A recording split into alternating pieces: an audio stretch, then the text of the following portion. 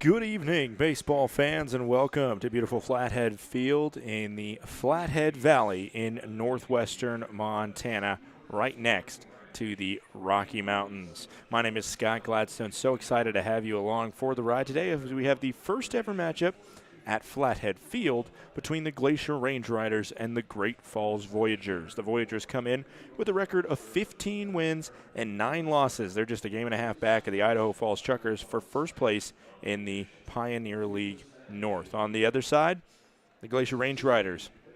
Not a horrible record at 10-13, but they stand in last place in the ferocious Pioneer League North. They are 6 games back of the Idaho Falls Chuckers, and that means they're just 4.5 games back of Great Falls. The great thing for the Range Riders is the fact that in the rest of the first half, they play every single game against North Division sides. There's really, for the Range Riders at least, minimal interdivision play.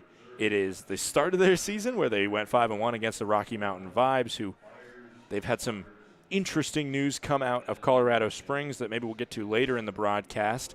But other than that, they have a 6-game stretch at home against the Boise Hawks, who are also in the South Division. They are currently second to last in the South Division, while the Vibes are last in the South Division. So other than that, it is a lot of the Montana teams in Great Falls, Missoula and Billings, and a few series here and there as well with Idaho Falls, which is actually where the Glacier Range Riders will head for the first time ever on Friday after this Tuesday through Thursday series is done. This is the end of a 9-game in 10-day homestand. It is a celebration still with the opening of Flathead Field. Many fans walking in, going right to the merchandise area, getting themselves their first ever piece of Range Riders gear, as well as just the wide-eyed looks as they walk in for the first time to see this beautiful ballpark put together. Not completely finished, but finished enough to play baseball and to hold a solid capacity crowd. But throughout the season, it will be opening more and more. There are construction crews working here throughout the entire day until 5 o'clock, and then that's when it's gotten ready for game time. And with the week-and-a-half road trip coming up for the Glacier Range Riders, lots of work will be done on the stadium there before a busy July where the Range Riders are home a lot. We hope you check out the schedule. It's on the Glacier Range Riders website, gorangeriders.com. The last time these two teams met, they finished up a 6-game series at Centene Stadium in Great Falls. And it was a series won by the Great Falls Voyagers, 2 games won by Glacier, but 4 won by the Voyagers. The Glacier Range Riders got their first ever shutout victory with a 14-0 win over the Voyagers. However, the war was won by Great Falls. Just a 3-game stretch here as these two teams are just separated by a few hours. A beautiful journey over Marias Pass right next through the Continental Divide and right next to Glacier National Park, and a great journey down the Rocky Mountain front as well to get to the Electric City. So never a dull bus ride in the Pioneer League, but one of the shorter ones between these two sides. That's the reason why they play quite a bit. Right now we're reading out the starting lineup. I'll go through it real quick before we have the national anthem and get underway. For the Range Riders, it's McConnell leading off, Lynn Scott batting second, Howell third. Middle 3 are Miller, Wofford, and Morris. The bottom 3 are McNicholas, Mazzone, and Cash. The pitcher tonight is Rob Hamby. On the other side, as we see the Voyagers for the first time ever on this field, Daniel leads off, Malik bats second, Atwood bats third, Deeb fourth, Runge fifth, Colbush sixth. The bottom 3 are McCabe, Emmanuel, and Oviedo. The starting pitcher is Matt Thomas. Thomas makes his first start as he will come in and see what he can do against a Glacier team that is led by their offense primarily, but the defense, the pitching has picked up in the last 3 games, especially in their win over the Missoula Paddleheads, the 2-1 series win over the team from the Garden City. We're about to get ready for the national anthem. We're going to take a quick break, and then we'll have some baseball for you here at Flathead Field.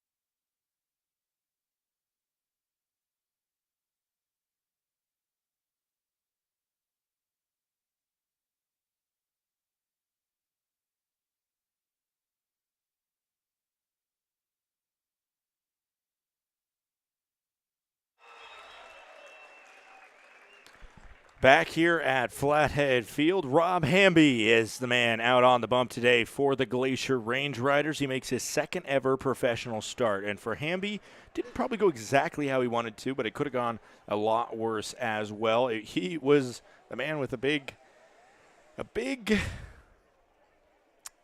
job in front of him, and that was opening up the first ever game at Flathead Field. It was a cold night. It was a rainy night. Obviously, that doesn't work well for pitchers.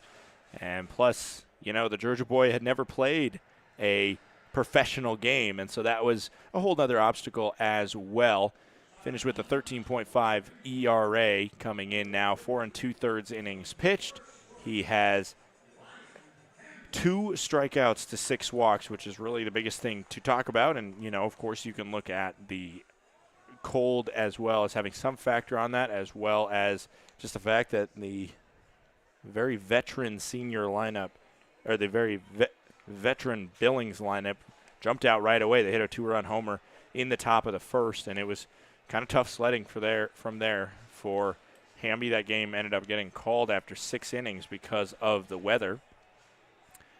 But in general, Hamby has shown that he can succeed at the highest levels possible, at least in college. He's played in the very competitive Alaskan Baseball League. Obviously, the weather can be hit or miss there, even during the summer. But it is kind of perfect that a guy who played in the Alaskan Baseball League will be the starting pitcher out here on this longest day of the year. Sunset will probably come just a little bit before the final pitch, as the lights will finish on, but they're off now. The first pitch, we are underway with the ball low and inside. 66 degrees, 7:04 first pitch. Just a little bit early. Here in the Flathead Valley, 1-0 count now. That one hits the strike zone, called strike. Our umpires today, Rick Freitas is behind the plate. Patrick Rivera is over at first, and Robert J. Mack is the third base umpire. 1-1 now is the count to the leadoff man, Braden Daniel.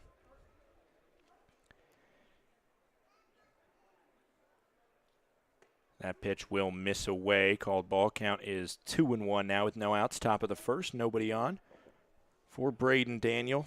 Daniel's the center fielder, second in the Pioneer League in steals behind Ben McConnell, the leadoff man for the Glacier Range Riders. That pitch is low. Count is now 3-1 to Daniel. Switch hitter. So against the righty, Hamby pitching or batting out of the left-handed batter's box. Just graduated from the University of Oklahoma. And the Sooner will take first base after that one misses. A 5-pitch walk to start off the game for the Voyagers. Jake Malik now steps in. Malik again will step in the left-handed batter's box. And the rookie will get planted and ready to receive the pitch from Hamby. Hamby stands 6'7" out of Demorest, Georgia. Just arrived after finishing his college career at Georgia Gwinnett. Squares to bunt, pulls back, called strike anyway, counts 0-1. No outs, runner on first in Daniel. Got to watch him, as he won't wait too long to try and snag a base, just like McConnell. That's the reason they're 1-2. Long look from Hamby. And the pitch is off the plate. Count now 1-1.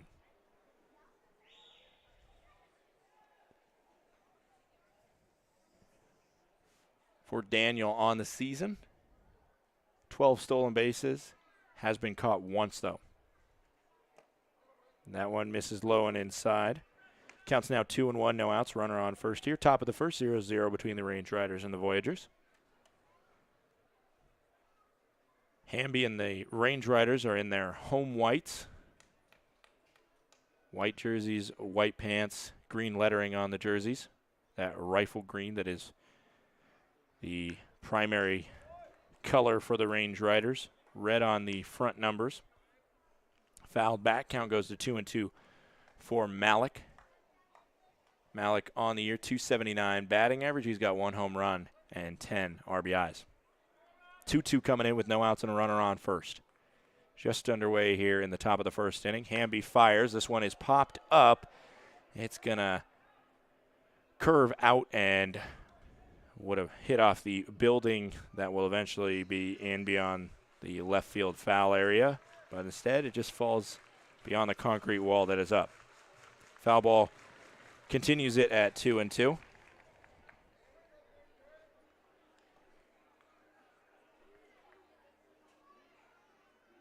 Hamby gets the sign. And another swing on that one and another foul ball out of play.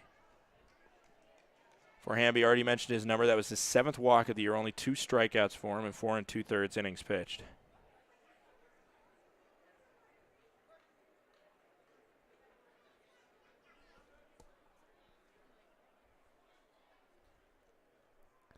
Another 2-2 coming in to Malik.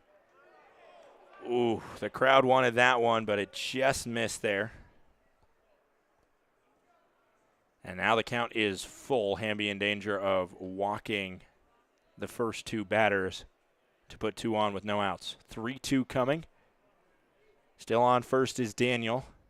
And now he's going. Swung on, and that one stabbed into right field. Going to be a single, and Daniel, who is going on the hit and run, will stand up into third. Now runners on the corners with no outs. The defensive alignment for the Glacier Range Riders behind the plate is Justin Mazzone. Miller is over at third base. Austin McNicholas plays at short, where he has since he arrived with the team. Ryan Cash will play second. He really got on a hot streak against the Voyagers 2 weeks ago when they played 6 in Great Falls. Wofford's over at first. The outfield from left to right is McConnell in left, Linscott in center, and Livingston Morris playing in right. The DH today is Gabe Howell. Runners on the corners. No outs here, and the number 3 batter up. He'll tap one over to third. That will freeze the runner. Miller does a good job to do that. And we have 1 gone on the 5-3 put out. Malik advances to second, now 2 in scoring position with 1 away. That was the perfect, first of all, low pitch at bat that Hamby needed, as he's about to throw his 15th upcoming, but also with the corners pinched in there, perfect for Miller to not even have to put much of a look over to the speedy Daniel before forcing him to retreat back. Daniel still has enough wheels. Sac fly to mid to deep outfield could do it. Called strike there to start off the at-bat from Michael Deeb. Deeb playing first base today. He steps in for the injured Riley Jepson, who is going to be sorely missed by Great Falls right now. He's on the 10-day injury list. That one's fouled off the foot of Deeb. He's behind 0-2 now. 1 out, runners on second and third. Jepson, who is injured, who usually plays first base for the Voyagers, .427 batting average, 3 home runs, and 13 RBIs. But he is out until at least the 28th of June, which is the entire series with the Glacier Range Riders. As these 2 teams will play each of the next 3 nights here in the Flathead Valley. 0-2, 1 out, runners on second and third. 0-0 still, and a late swing and a miss there. It's a 3-pitch strikeout for Deeb, and right now Rob Hamby 1 out away from getting himself out of the jam. Colin Runge steps in now with the clutch situation. No chance for a sacrifice. Has to not get out to keep this inning alive. Runge on the season, .324 batting average. He's got 3 home runs and 19 RBIs.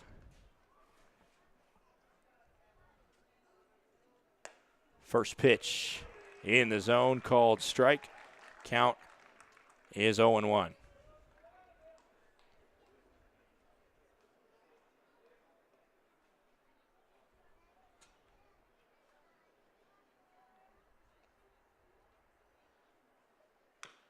That one is dribbled down the third base line, but only the third base coach can get to that.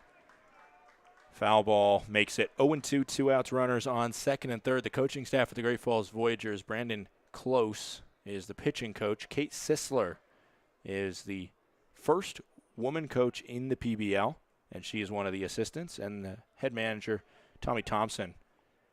As that one called strike three, 2 3-pitch strikeouts after the ground ball that held the runner at third, and 2 on with no outs.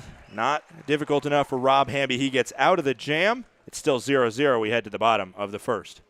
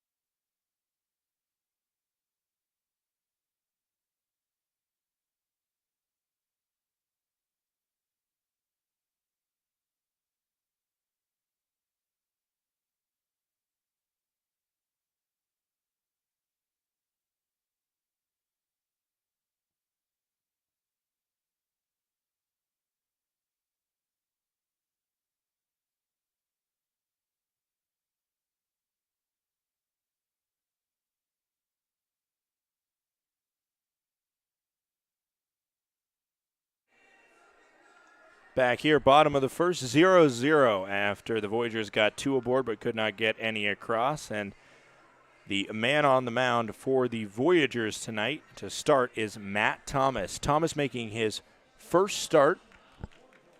He played last year for the Great Falls Voyagers, but before that was a graduate of Trinity University, which is a really good school in the NCAA Division III. And he was a 5-year player there before becoming professional and coming to the Pioneer Baseball League. First batter he sees is Ben McConnell, and he throws it in the zone for a called strike. 91-mile-per-hour fastball makes it 0-1 on the leadoff man. For Matt Thomas this season, I mentioned his first start of the year, 8.8 ERA, as that one is swung on a high fly ball, but it will head out to left field and be an easy play for Malik out there for out number 1. Other than the 8.8 ERA, 15 1/3 innings pitched for Thomas, 12 strikeouts to 9 walks. No home runs hit against him this year.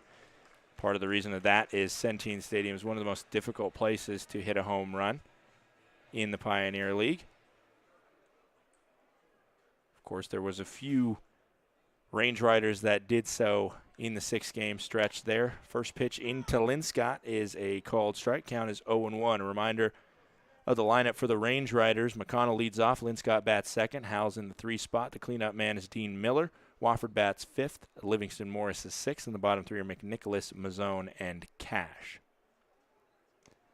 That one skips in there. Counts now 1-1. 1 out, bases empty here, bottom of the first. 0-0 between the Voyagers and the Range Riders as they take each other on for the first time ever here at Flathead Field. Thomas, right-hander, sets, fires, breaking ball, misses away. That one's at 83 miles per hour.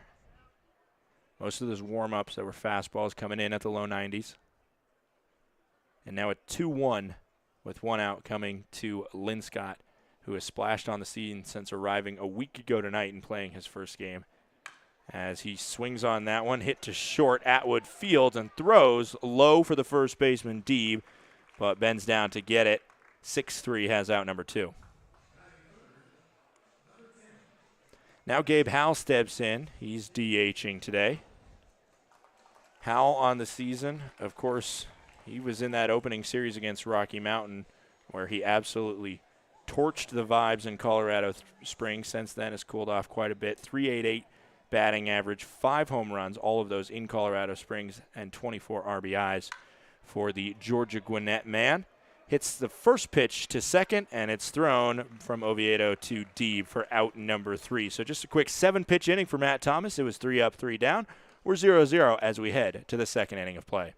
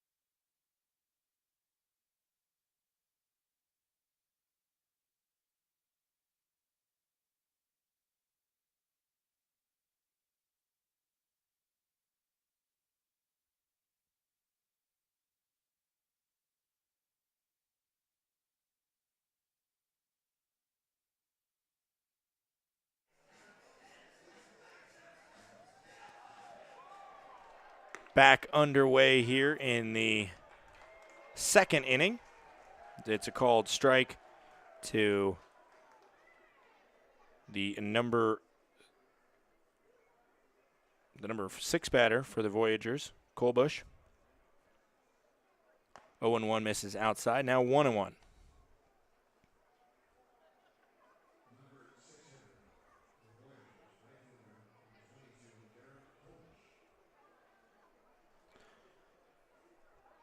Colbush swings on that one. He fouls that one into his lower body. Count's going to be 1-2. We're just starting the second inning. Rob Hamby out for his second inning of work through 20 pitches in the first inning. And now has a 1-2 count to the Voyagers right fielder Colbush. Colbush coming in on the season, third on the team in batting average, 373 batting average with no home runs, 10 RBIs. Swings on that one, fouled out of play. And we'll do 1-2 one more time.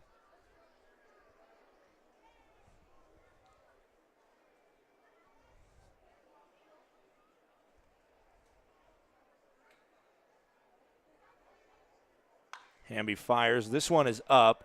Could be playable. Running over is Miller. And he just runs out of room before that one crashes down.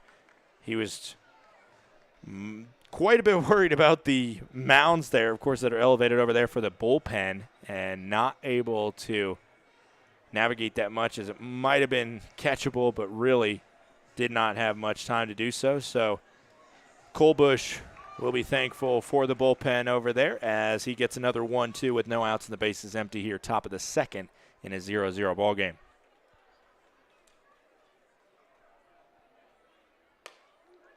And that one just missed the zone, said the home plate umpire Rick Freitas. And we'll do 2-2 now after the ball evens up the count. That one definitely did miss off the zone. Now 3-2 from Hamby into Colbush.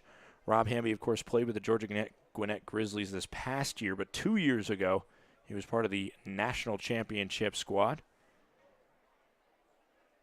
And as that one swung on and fouled, count stays 3-2. No outs, bases empty here, top of the second. There are numerous members on this field on both sides of that national championship squad. 2 members in the lineup for the Glacier Range Riders.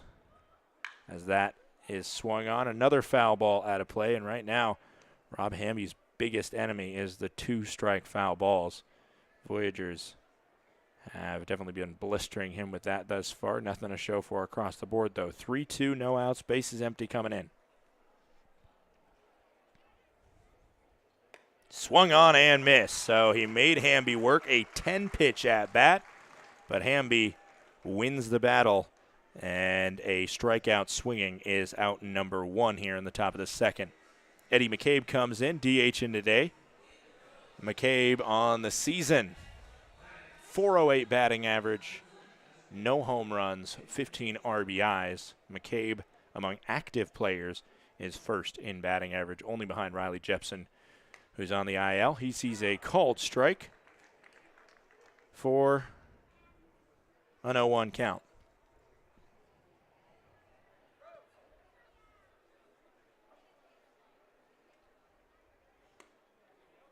That one will hit the zone as well. That one just touched 90 miles per hour, and it was right on the corner of the zone. Count is 0-2. Now as Hamby gets the sign from Mazzone behind the plate.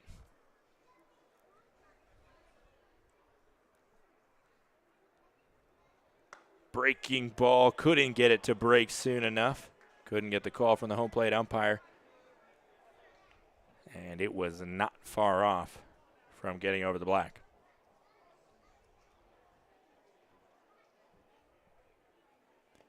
That one's in the dirt. Clearly outside the zone. Counts now 2-2.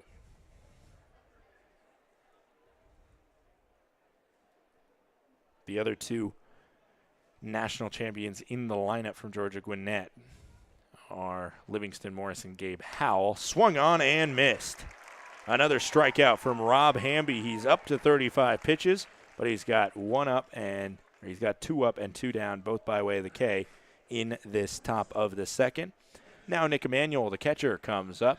Emanuel on the season, 208, no home runs, and 8 RBIs.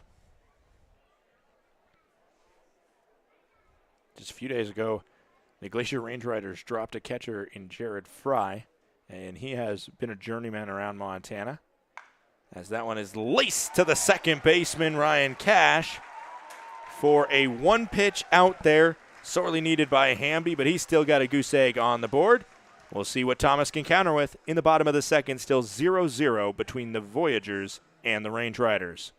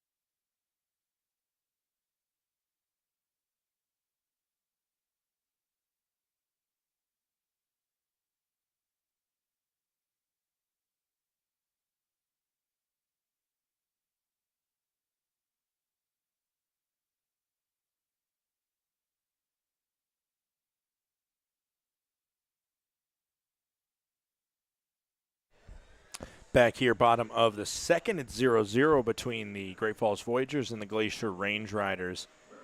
Matt Thomas back out on the mound. He went 3 up, 3 down in the first, and now he's going to see at least Dean Miller, Brody Wofford, and Livingston Morris, this powerful heart of the lineup for the Glacier Range Riders.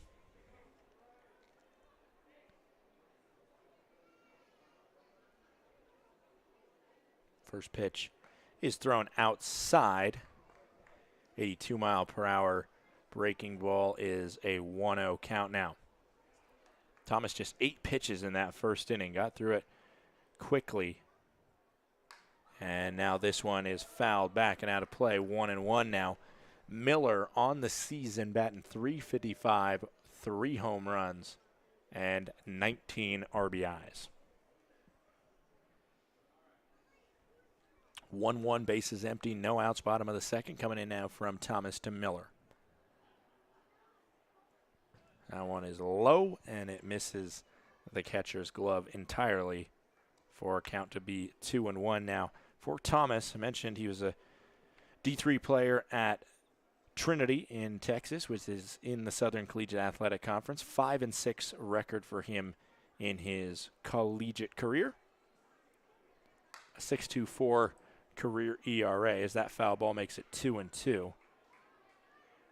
Did not start a ton of games. He was definitely a relief option for Trinity. Even in his senior season, he only started 1 game for Trinity,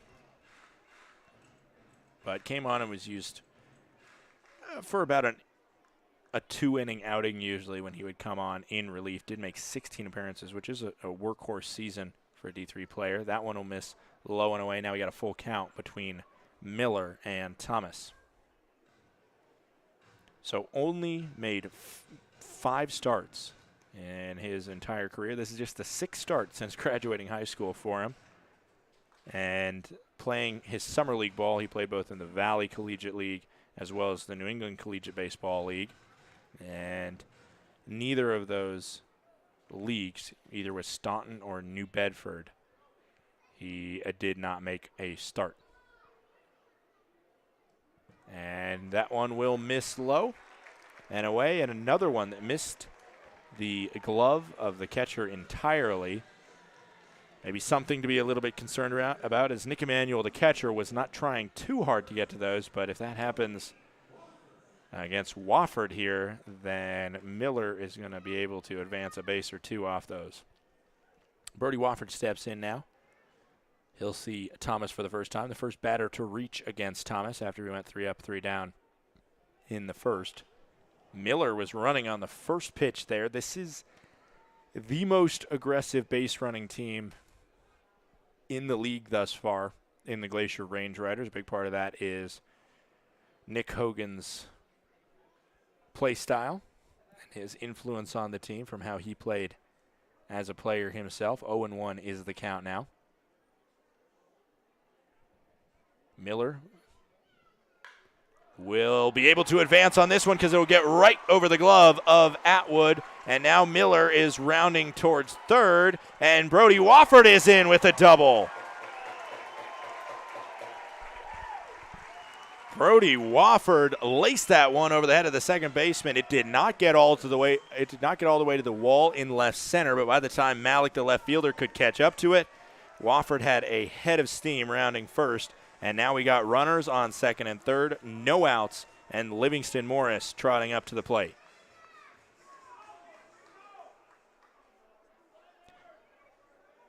Livingston Morris did not have a hit on Father's Day, which was his return to the lineup after getting 2 days off.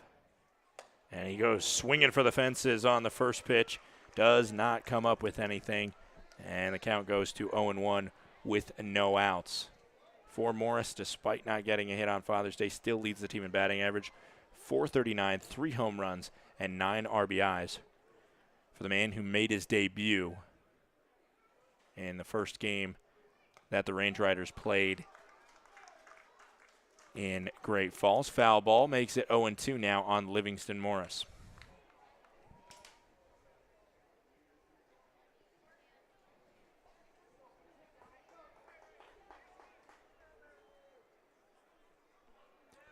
Thomas gets the sign. There's a runner on third in Miller, runner on second in Wofford.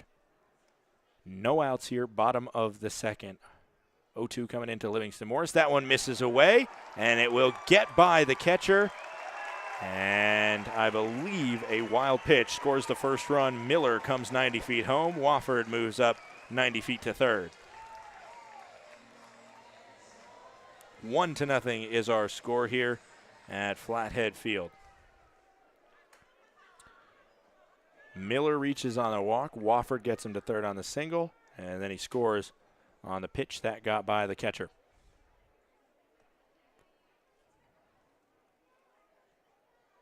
Swung on. This one's going to get to short. It will score Wofford, but it will be an RBI ground out, 6-3, as Livingston Morris gets up and does the job of getting both runners across. One of them fairly easy, as all he needed to do was not swing, and the other one just needed to put it to short, and Wofford quick on it, going home with the infield backed up. Now it's 2-0 in favor of the Glacier Range Riders with one out here, bases empty in the bottom of the second. Up now steps Austin McNicholas. We'll see him and Justin Mazzone. We're guaranteed to see both of them in this inning. First pitch to McNicholas is a ball coming in at 92 miles per hour. Thomas only 8 pitches in that first inning. He's already thrown 13 in the second, and just one out to show for it. Big swing and a miss from McNicholas there, who went yard for the first time in his professional career on Sunday with a solo shot in the 5th inning of play. That made it 3-0 in favor of the Range Riders before the Paddleheads mounted a late comeback, including 3 runs in the top of the 9th. That ended up giving them the come-from-behind win for their first ever win over the Range Riders. They still lost the series, however, as Glacier won both on Friday and Saturday night. Now 2-1 is our count here. 1 out, bases empty, bottom of the second. It's 2-0 in favor of the Glacier Range Riders.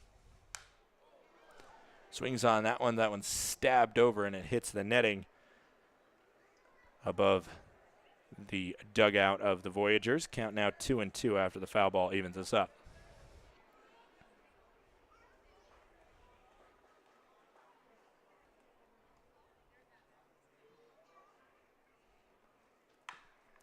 Swung on, a slow roller grabbed by the third baseman, Runge, who has to make a difficult throw on the move.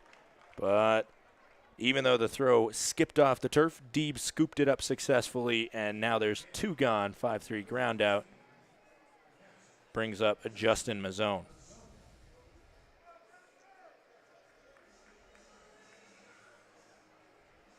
On deck is the only batter that we've yet to see for the Glacier Range Riders, Ryan Cash. Bats in the second leadoff spot. We'll give you the defense for the Great Falls Voyagers real quick. Nick Emanuel's behind the plate. Runge's over at third. Atwood over at short. Oviedo over at second. And Deeb is the first baseman. Malik is in left field. Daniels the center fielder. And Kolbush plays in right. Swing and a miss there. Count goes to 0-1 with 2 outs here.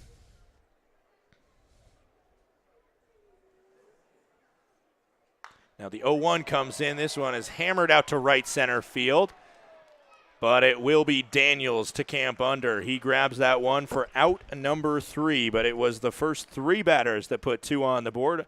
A walk, a double, a wild pitch, and then an RBI ground out made it 2-0 in favor of the Glacier Range Riders. We head to the 3rd inning of play.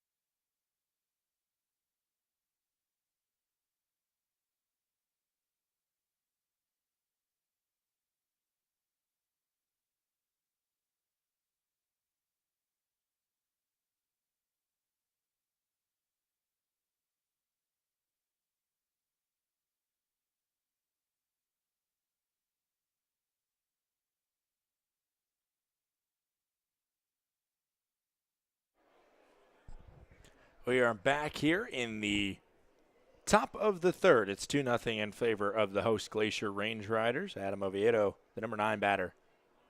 Final batter that we've yet to see for Great Falls. Swings on the first pitch and floats that one, heading towards the gap, but lunging out to make the play is the center fielder, Linscott. One pitch, one out. And that's why you love to have speed in the gap. McConnell had it covered on one side. Linscott ends up making the play for the fly out for out number 1. Flip the lineup card over now for the Great Falls Voyagers. Brayton Daniel steps up. He walked to open this contest and was stranded at third. One out here, top of the third, 2-0 in favor of the Glacier Range Riders.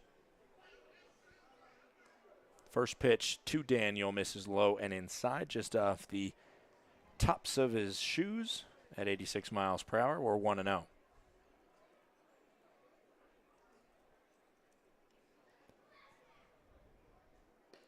That one, a similar pitch, 1 mile per hour faster, but still a ball off the shoe tops.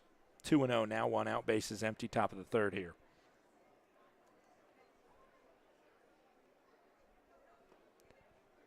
Again missing, that one closer and a little bit slower, but the same result. 3-0 is the count. In danger of walking the speedy Daniel again is Hamby. That was his 40th pitch he just threw, 41 upcoming.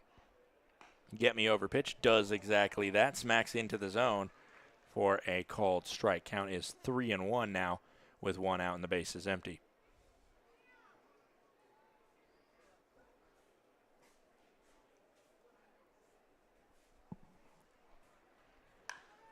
Swung on, that one's bending down the left field line, ends up smacking off the concrete building that is in foul territory. And the foul ball pushes our count full, 3-2. Hamby has worked it back from 3-0.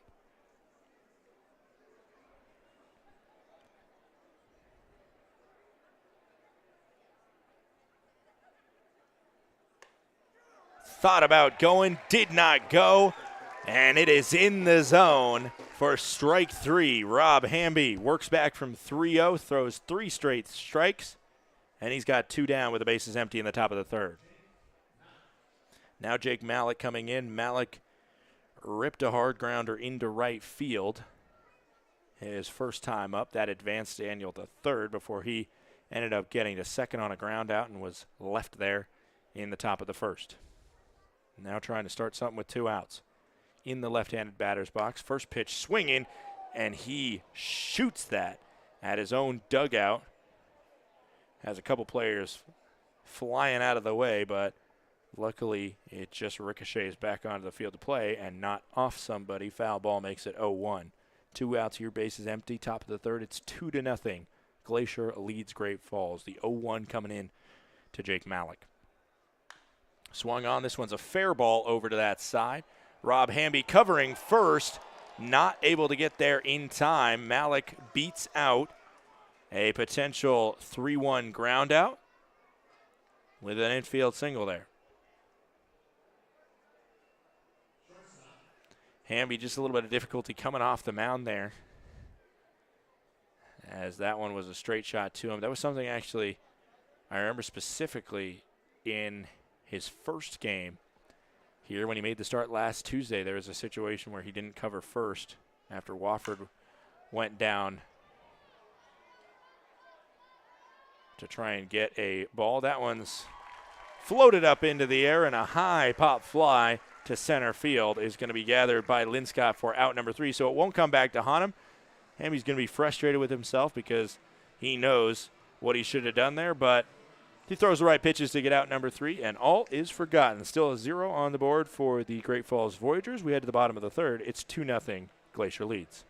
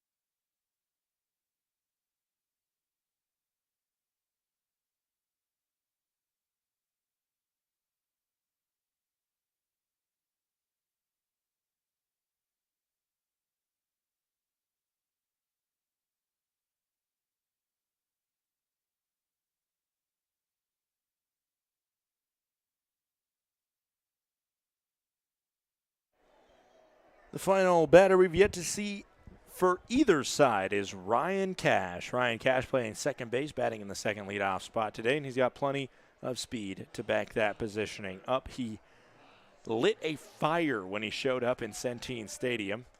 The first pitch there misses low and inside. Count is 1-0. His batting average absolutely soared up, especially with a 5-for-6 day he had there in that 14-0 win against the Voyagers. Foul ball there. Currently, he is hitting .420, 1 home run, and 15 RBIs. Another key thing about Cash, has not been caught in 8 stolen base attempts. Swings on that one, and it just curved the wrong way for Cash. A little bit late on it. Foul ball makes it 1-2.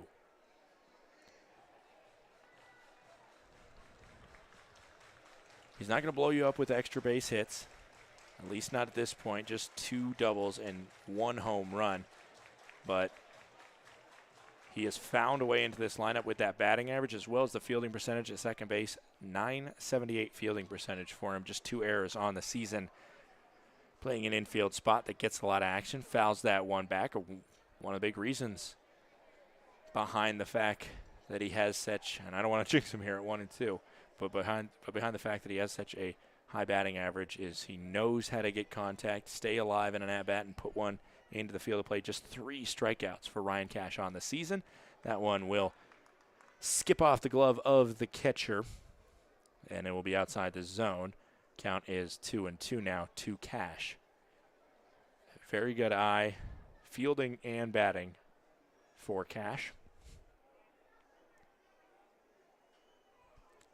And he can make pitchers work, whether he's at the circle or on the base paths. That one will miss just a little bit. Another great moment there for Cash where you see the eye if you're watching on the stream.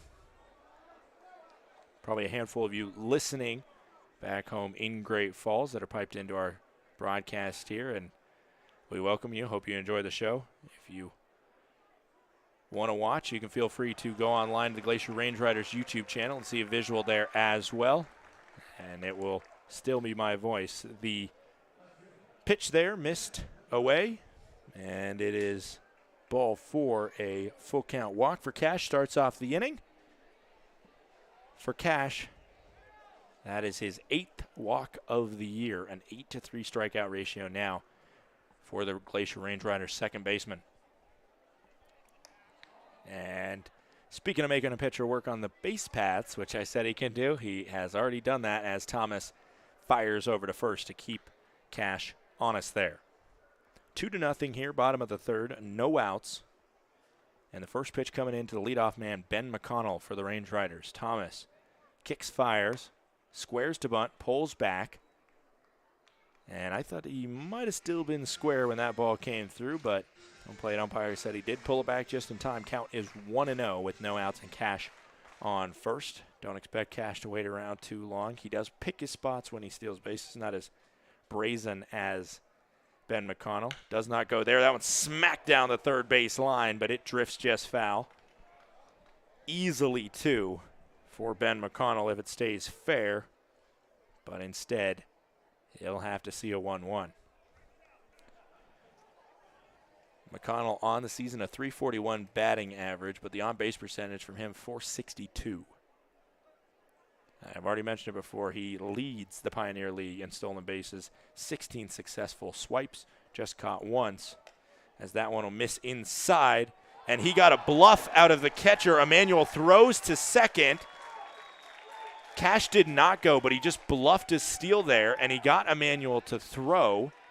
And both Oviedo and Atwood at second and short, respectively, were not covering second because they saw Cash held up. And so that one went all the way through to center field. The E2 advances Cash into scoring position. It was a ball, no, correction, it was a strike on the pitch.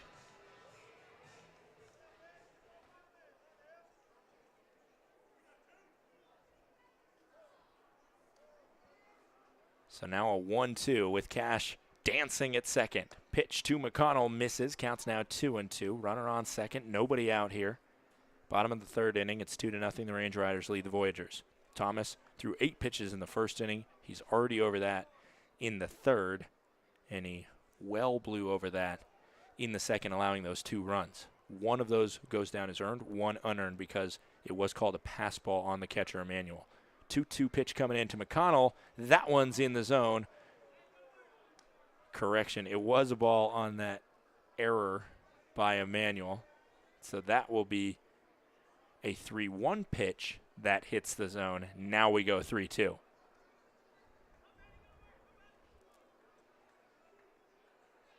Swung on, dribbled back to the pitcher. And it's fielded by the pitcher. A good look by Thomas to second to make sure that Cash wasn't going to try and get to third.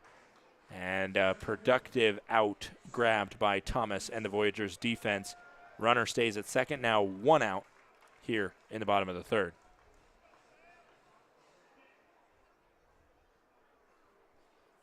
For those who are watching, we hope you're enjoying the new camera angle that we are plugged into. See the entire field a little bit better. Still the corners cut off a little bit, but it's a step up from what we had before. And in between the innings, you'll see a little bit of the mid-game, mid-inning promotions that we have here, as there is a lot of fun to be had at Flathead Field. More dancing from Cash on second. First pitch swinging up the middle, and it will be fielded by the second baseman. Oviedo throws over to first for out number 2. 4-3 ground out does advance Cash to third, though.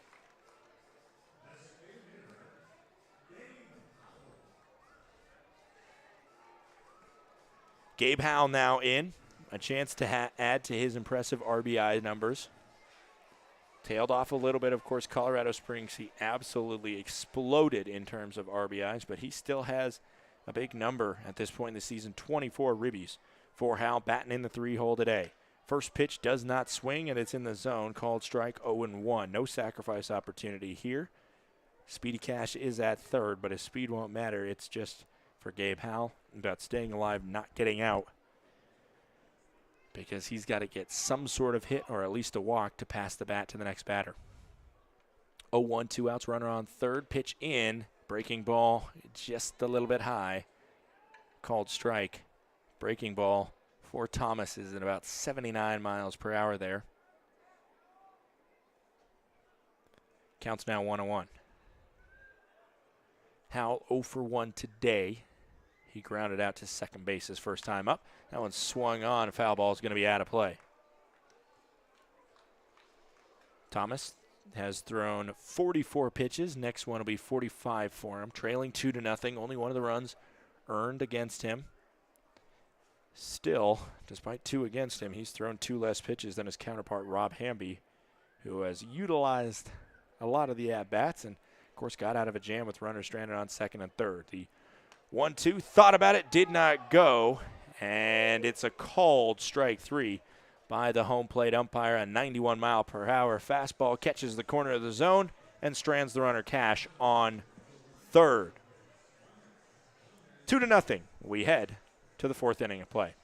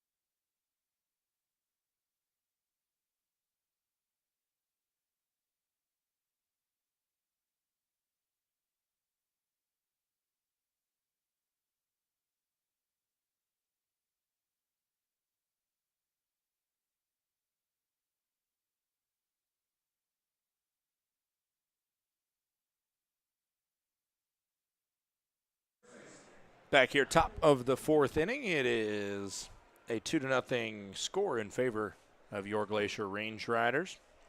Base-off run scored by Miller on a passed ball, as well as an RBI ground out from Livingston Morris. That scored Brody Wofford. Michael Deeb now steps in. Deeb is 0 for 1, struck out swinging. That strikeout was a crucial turning point for Hamby in the first inning when runners were on second and third. And he was able to get that to make sure that no sacrifice would get the runner on third across. And, of course, still a 0 on the goose egg for the Voyagers.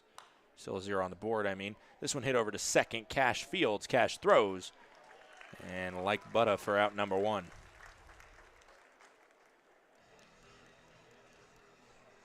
Hamby's kept his pitch count really low since then. He's seemed to really improve as the game has gone on. 20 pitches in that first inning where he got out of the jam. 16 in the second, just 10 in the third.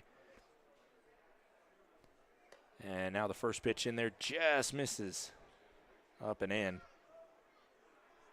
It is a called ball.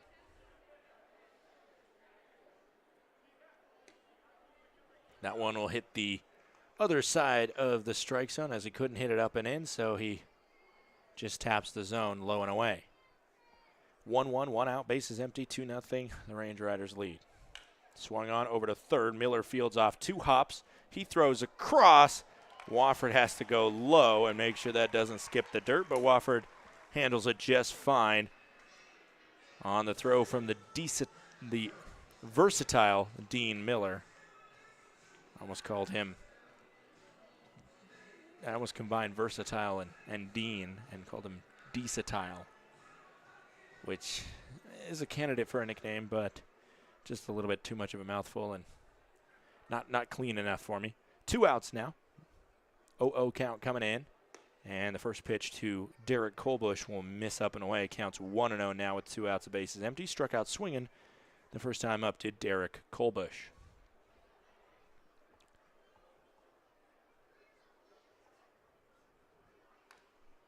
Swings on that one, does Colbush.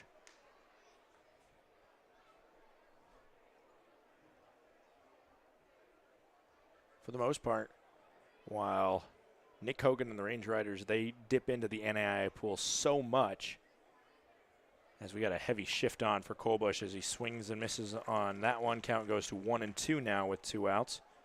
The shortstop, McNicholas, is standing just above second base. And Dean Miller is essentially standing in the 56 hole. Not expecting. That one will miss low. Not expecting him to push one over to that side of the diamond. I'm definitely expecting heavy pull. Ryan Cash is in shallow right field. Like I was saying, NAIA pool is a huge part of where these Range Riders come from. On the other side, Tommy Thompson has dug in to the NCAA pool, and the NCAA product from Nebraska Wesleyan University, Colbush there, just watch that one go by in the strike zone. A 1-2-3 inning, another 10-pitch inning for Rob Hamby. We will be right back for the bottom of the fourth. Still 2-0. The Range Riders lead the Voyagers.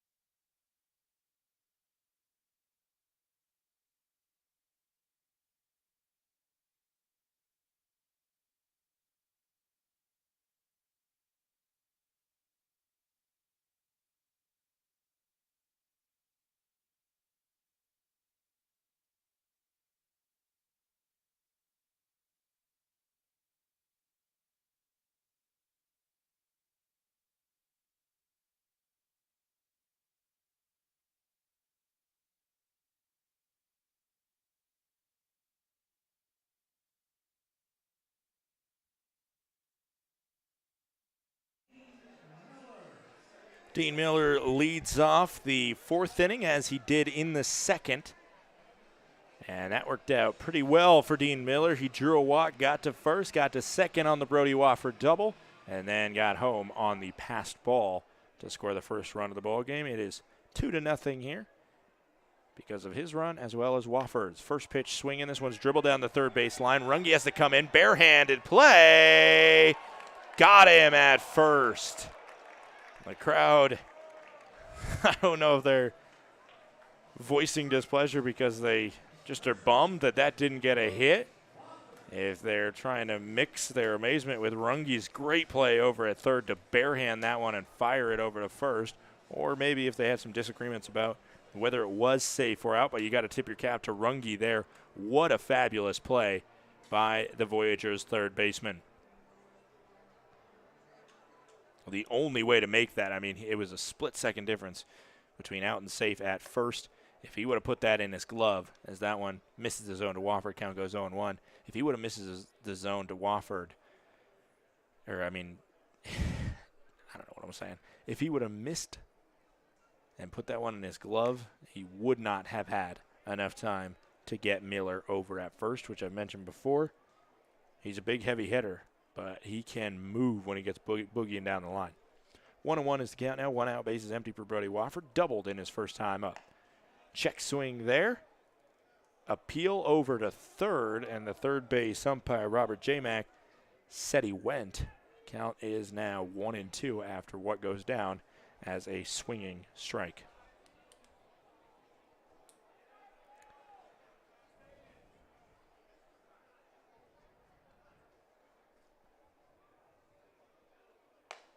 Missing away, counts now even at 2-2. 1 out here, bases empty. It's 2-0. That was Matt Thomas's 50th pitch for the D3 right-hander, previously a Trinity Tiger before spending last season with the Voyagers to start his professional career, and continuing it here now. That one is carrying out to left field, backing up to the wall, and making the catch as his back hits the wall is the left fielder Malik. Wofford's already gone to left center once for a double. That time almost, if he put, I don't know, just a little bit more pop on it. It was a 350-foot shot that just died in front of the left field wall. Now Livingston Morris stepping in. RBI ground out his first time up. First pitch doesn't swing, just misses high. Count goes to 1-0. Morris versus Morris. Morris's last hit at this ballpark and last hit of his career, essentially, thus far, has been one of the most memorable ones for Glacier Range Riders fans. It was a 2-run homer in the bottom of the 9th, and then what technically doesn't go down as a hit or a home run, he hit one in the knockout round, a homer, to win it against the Billings Mustangs. Big swing and a miss there, looking for yard again, was Morris, comes up empty. 2-1 now, 2 outs, bases empty.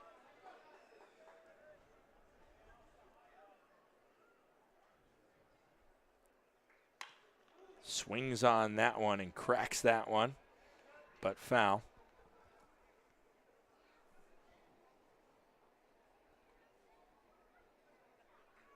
Now 2-2 with 2 outs as Thomas tries to go 1-2-3 through this part of the order that stung him the first time up. That one skips in the dirt. Now 3-2 to Livingston Morris playing right field. First time playing in the field since that night where he walked off the Range Riders.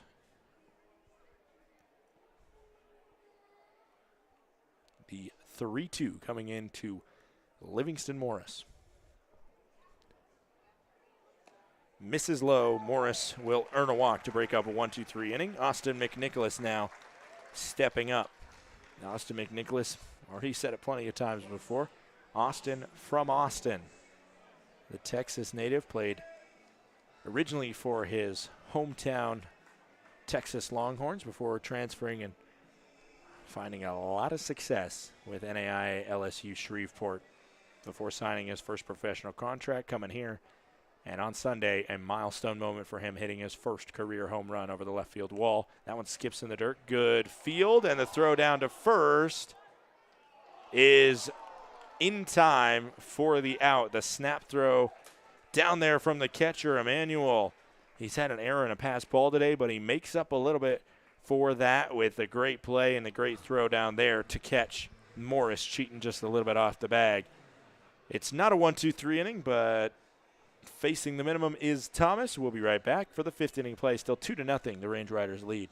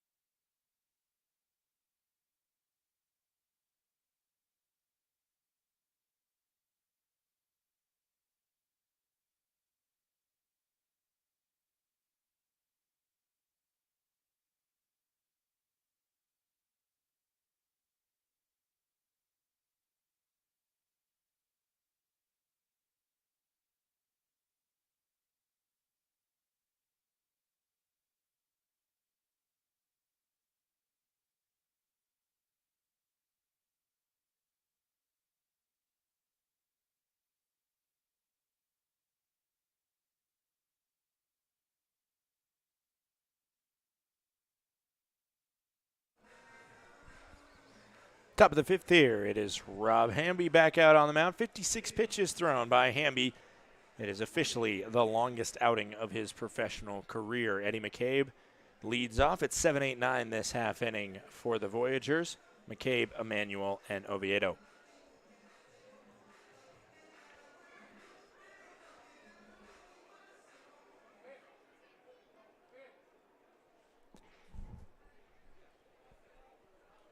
McCabe, his first time up, struck out swinging.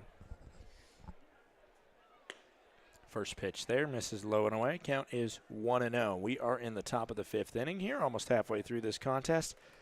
2-0. The Range Riders lead the Voyagers. Both runs scored in the bottom of the 2nd inning. That one swung to short. McNicholas over there fields, double clutches, and then throws to first on target in time for out number 1. Now Nick Emanuel steps up. He had that great snap throw down to first to catch Livingston Morris on the base paths to end the 4th inning of play. And now stepping up, trying to see what he can do on the plate here. Emanuel 0 for 1. He had that hot shot that was snagged by Ryan Cash. Missing inside there on the first pitch, 82-mile-per-hour pitch, just off the waist of Emanuel. 1-0 now. 1 out, bases empty, top of the 5th. 2-0, the Range Riders lead. Swung on, this one's back. Cannot be grabbed by Hamby. It is fielded by Miller, and Miller would have had to make a tough throw there to first base.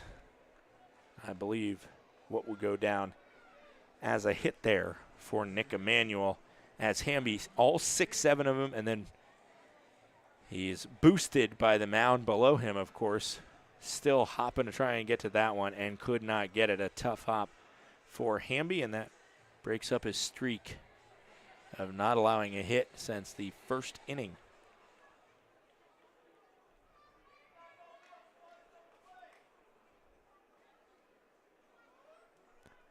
Up comes the number 9 batter, Oviedo. First pitch swinging and not able to put that one into fair play. Count goes to 0-1.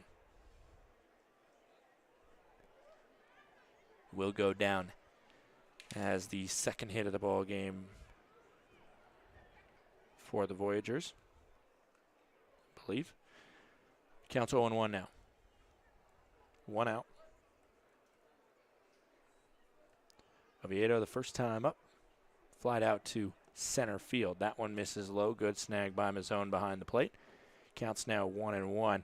Talk about the NAI connection, and we've seen a Lewis and Clark pitcher in Dawson Day pitching to his college teammate, continued teammate, into this professional era for them in Mazzone. And now we see two NAI powerhouses that are joining forces. That one's called a strike on the edge of the zone. But you take Georgia Gwinnett and Lewis Clark College, and now enemies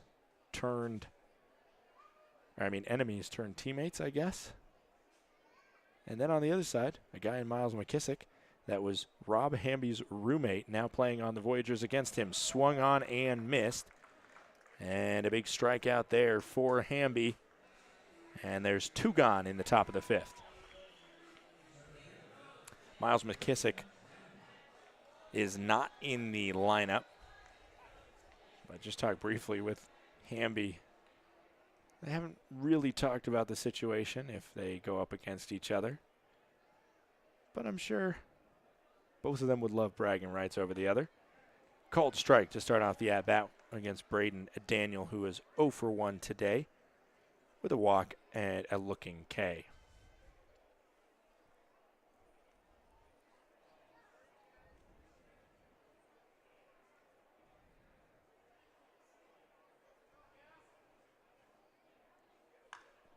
Swung on there, fouled back.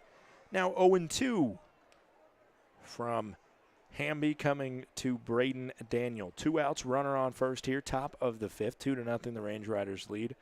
Again, 0-2 coming from Hamby to Braden Daniel, the leadoff man. Runner on first is Emmanuel. Swung on, a high fly ball to left field. But it's only going to go about 290 feet before dying in the glove of Ben McConnell, the left fielder. We head to the bottom of the fifth. It is 2-0, the Range Riders in front of the Great Falls Voyagers.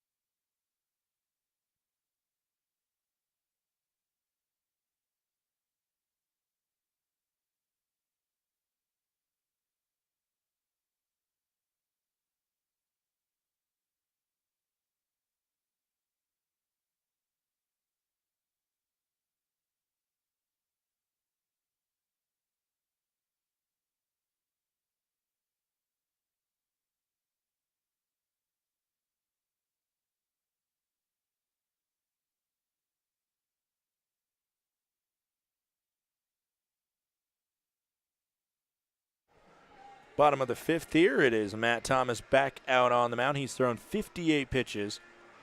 Thus far, his strike percentage, 59%. But has not had an inning as quick as his first inning, where he just threw 8 pitches, 6 of them strikes, went 1, 2, 3, 19 in the second, where he allowed the 2 runs. And then in the third and fourth, it's been an 18-pitch inning and a 13-pitch inning, respectively, for him. He's only allowed 1 hit, and that was that Wofford double.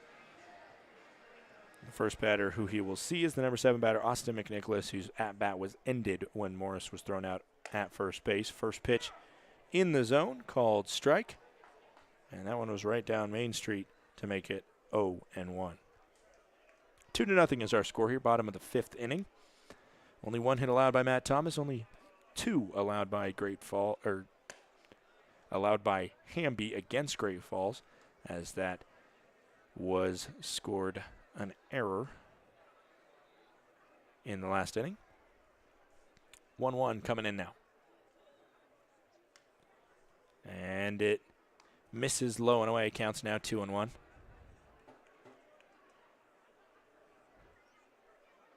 No outs here. Bottom of the fifth. 2-0. The Range Riders lead. Swung on, foul ball, not retained by the catcher. Just escapes him, but doesn't matter because it would have been the second strike no matter if he caught it or if it hit the ground. Of course, that situation would change here now with 2 strikes, 2-2, no outs. Bottom of the fifth, 2-0. The Range Riders lead. Swung on, fouled back.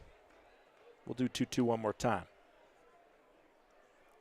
McNicholas, I mentioned this last time up, only saw 1 pitch that was in the dirt before the snap throw down from Emmanuel to Deeb ended the inning by tagging out Morris. Since in his actual at-bat that he has had, he grounded out to short. This one a high fly ball, going to be a souvenir for a fan. As a woman down there in a green shirt ended up with that one after it caromed off the hands of 1 or 2 fans, and she hands it to the kids that are right next to her. Saw some kids before the game who are just hanging out by the stairs down to the, that one misses, counts now 3-2. They're hanging out by the stairs down to the dugout for the Range Riders. And they're still just hanging there, waiting for foul balls to come their way, waiting for somebody to toss them a ball, maybe waiting for an autograph or to meet a player. It could be indie ball or the MLB, but they see these players all the same. That one's cracked out to center field. And a healthy exit velo of 97 miles per hour, but it only gets 350 feet. And in the center field, that one's going to die pretty quickly. Daniel snags it for out number 1. Now Justin Mazzone comes up. Mazzone 0 for 1 today. He has done what McNicholas just did, flied out to center. Looking for a different outing this time up.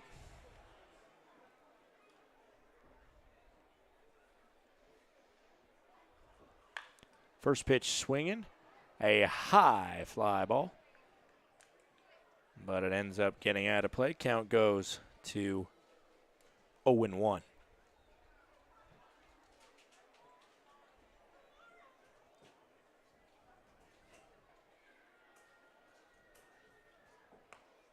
Pitch misses.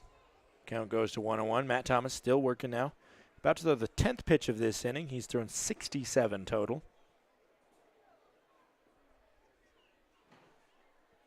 And the 1-1 with 1 out, bases empty, coming in and missing high. Count goes now to 2-1 for Mazzone versus Thomas. Mentioned him last inning with the NAIA background. He did play in the NCAA as well, Division I baseball for Seattle University. 4 years of that before becoming a grad transfer to Lewis Clark. Ball misses. Count now 3-1 for Mazzone.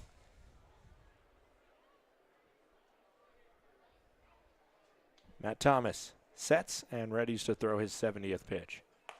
And it'll miss. Mazzone walks. And for Mazzone, that is the first walk of his professional career. Only 4 games in, not even 4 games in. This is his 4th game. He's gotten 3 hits. The first hit of his professional career was an RBI infield single. But some milestones come later than others, and this one, 4 games in, able to reach on the base on balls for the first time at 8:18 p.m. Mountain Time on Tuesday, the 21st of June. Swing and a miss. Actually got a foul on it, and it got back into the gut of the catcher, Emmanuel, but he's okay after absorbing the hit. 0-1, 1 out, runner on first, bottom of the 5th, 2-0. The Range Riders lead the Voyagers here at Flathead Field.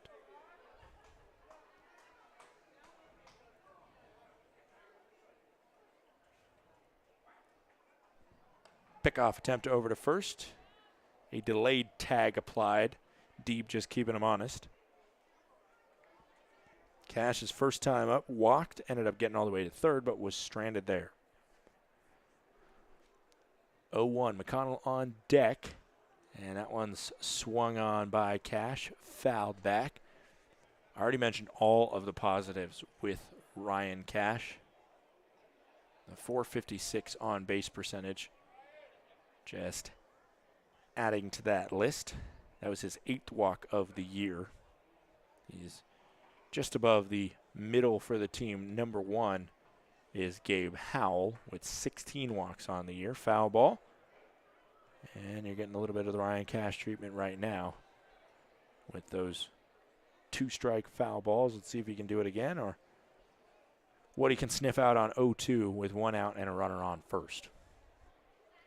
Both pitchers going really solid right now. It's a question almost of just how quickly you can get into the bullpen. Another throw over to first. And Deeb didn't even get to apply the tag because that throw was fast and it pulled him off the bag and he was just making sure it didn't go by him. 0-2 coming in to Ryan Cash, the switch hitter batting out of the the left-handed batter's box. Sees that one inside off the knees. Count now 1-2 to Cash. Great Falls Voyagers in their road black jerseys, red lettering, as well as green numbering on the front. 1-2, swung on, lifted high, going down the left field line. Tracking it is the left fielder, and it is Malik that comes all the way up to make the play. Just hung up in the air long enough for Malik to deal with it for out number 2. The leadoff man, Ben McConnell, now stepping in. 0 for 2 today, fly out, ground out for McConnell.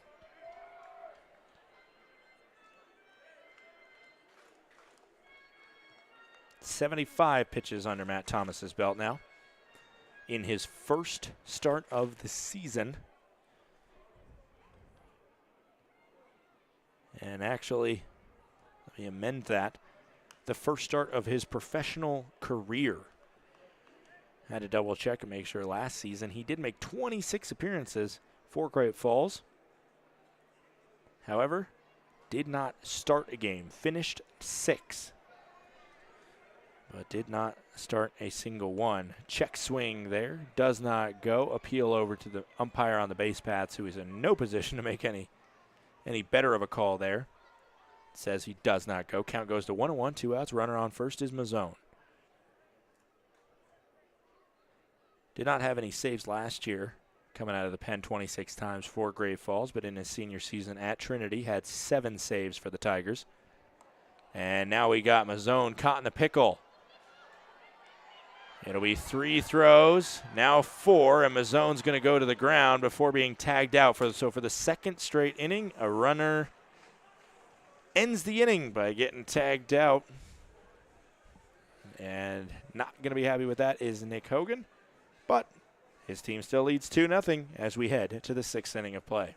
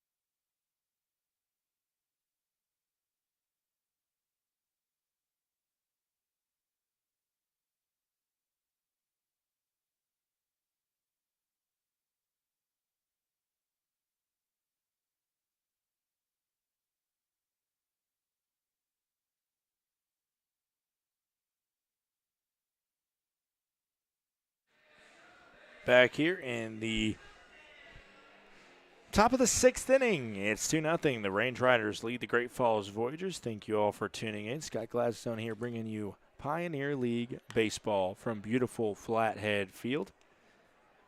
If you're a Voyagers fan, maybe middle of the week doesn't work out too well for you, but if you have a chance, come over Marias Pass, check out this field for yourself. Swung on, fouled back. Counts 1-1. Saw actually a group of Voyagers fans coming in here earlier. They were all repped out in their Voyagers apparel. The first confirmed road fan that I've seen. Definitely heard a Paddlehead fan or two over the weekend when Missoula came to town. They brought a couple fans up US 93. 1-1 coming in from Hamby. Called strike. Count is now 1-2. For Hamby, the longest that he went this season at Georgia Gwinnett was 7 innings. He did that on a handful of times. The most pitches recorded. There's a couple teams that don't record pitches that they played, but for the most part, they did, and it was 105. This one's a high fly ball up in the air. McConnell ends up making the snag after it finally falls back down to earth. So if 105 is the max that we're looking at for Hamby, and he did that a little bit over a month ago. He did that on May 18th against Hope International. That could be a number that maybe we circle, as he only went to 100 one other time that we have logged. That one misses up and in. It's 1-0. Andy Atwood up now. Over 2 is Atwood with 1 out here. Bases empty. Top of the 6th. The other stats from that 105 pitch affair as this one swung out, laced into center field. Backing up is Linscott, but he's got a read on it and makes the catch at the fringe of the warning track for out number 2. Well hit ball by Atwood, but it goes down all the same as out number 2.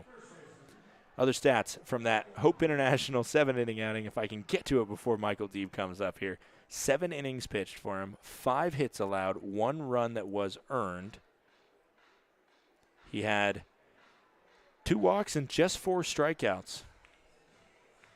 His season high this year was 10 Ks, and today he's got 7. Could outdo his season high from his collegiate season in his second professional game. What a story that would be for Rob Hamby. 6'7", with a well-grown beard on the mound. That one finds the strike zone. Called strike. Counts now 0-2 for Deeb versus Hamby. Just hit 75 pitches. Did the big right-hander wearing number 33. 0-2 with 2 outs coming from Hamby to Deeb. Bases empty here, top of the 6th. And just a check swing there. Deeb regretted even bluffing at that one, but no takebacks and still 0-2.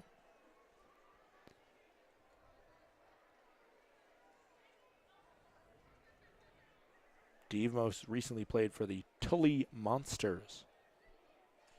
0-2. Again thought about it, but didn't stick his bat out there. Just lifted it off his shoulder. Pitch is high and away. Count is now 1-2 for Michael Deeb.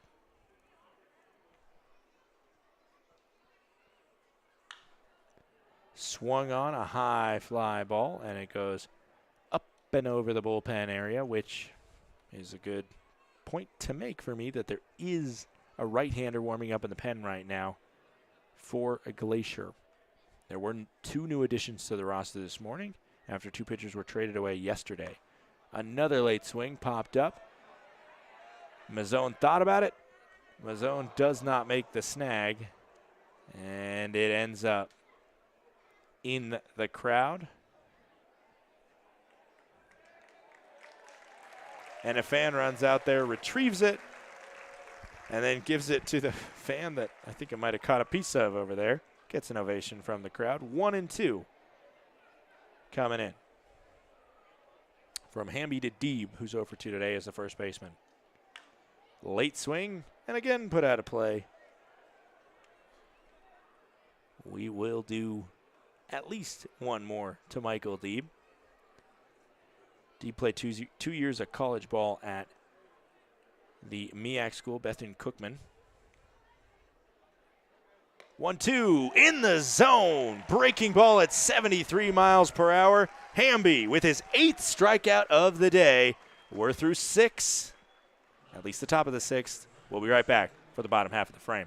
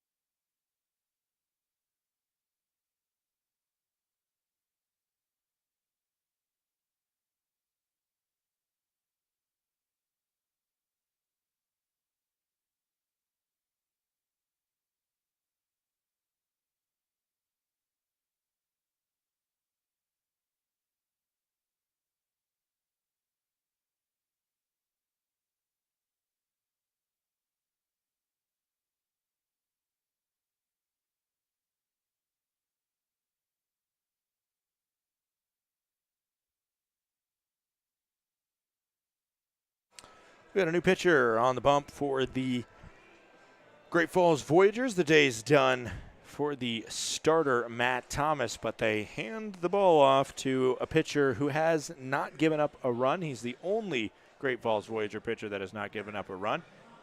We will add on to that. He has only pitched in one game thus far, pitched 2 1/3 innings for the Voyagers, 2 strikeouts, 2 hits against him. That means opposing batters are 2 for 9 against Joshua Gaynor, who sidearms in his first pitch there, 80 miles per hour on that one.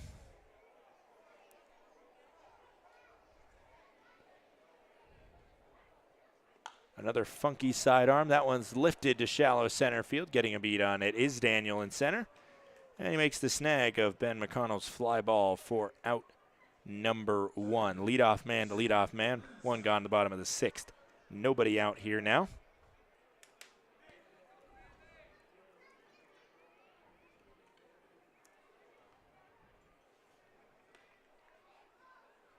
And Sam Linscott stepping in.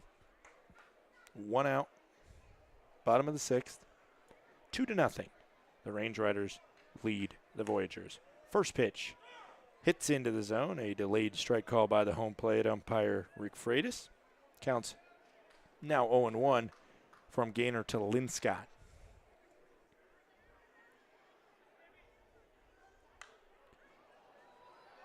That one swung on, going to be out of play. A chance for a fan. And a fan eventually comes up with it to delayed applause. 0-2 now is the count here with 1 out.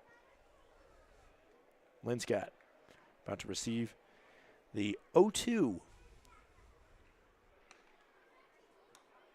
Misses away. Counts now 1-2 for Joshua Gaynor.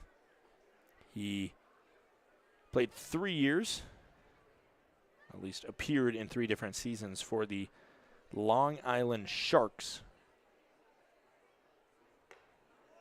As that one will miss by just a hair as well.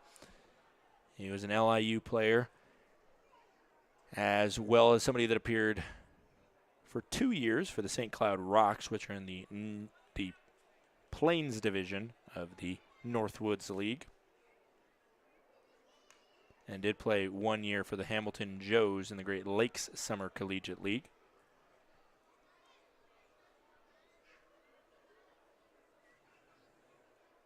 If you do your geography homework, that would tell you typically, I wouldn't say typically, but a good amount of the time, guys play summer ball somewhere near home.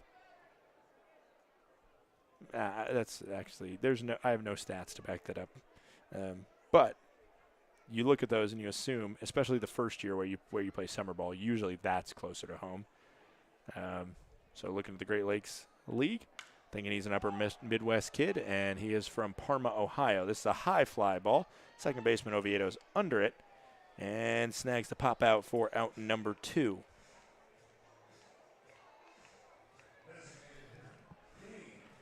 The final line for the starter, Matt Thomas, 5 innings pitched, 1 hit allowed, 2 runs, 1 earned, 1 strikeout to 4 walks. So the base on balls number is what he's probably going to pay most attention to, as one of those runs did score eventually after he walked him. And another sidearm pitch in is hacked off for a foul by Gabe Howell. Over 2 today is Howell batting out of the 3 spot, struck out looking, as well as grounded out. 0-1, 2 outs, bases empty, bottom of the 6th here, 2-0. The Range Riders lead the Voyagers. That one will miss low and away. Counts now 1-1 for Howell, trying to give some insurance to their pitching staff, whether it's the righty warming up in the pen that comes in or whether it's Hamby that comes out for one more inning of work. Missing just off the plate there, home plate umpire. Rick Freitas juked me out a little bit because he looked to the right but did not point. Counts 2-1 for Howell versus Gaynor. Tries to keep his shutout streak alive, 1 game in.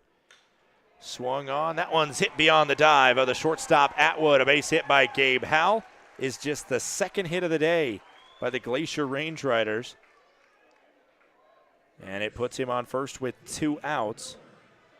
And you can talk all you want about the 4 walks like I just did, but leaving the game with 1 hit allowed and a 2-run deficit, that has to be frustrating for Matt Thomas. Up comes Dean Miller, who scored the first run of the game. Currently the difference, and a big swing and a miss from Miller.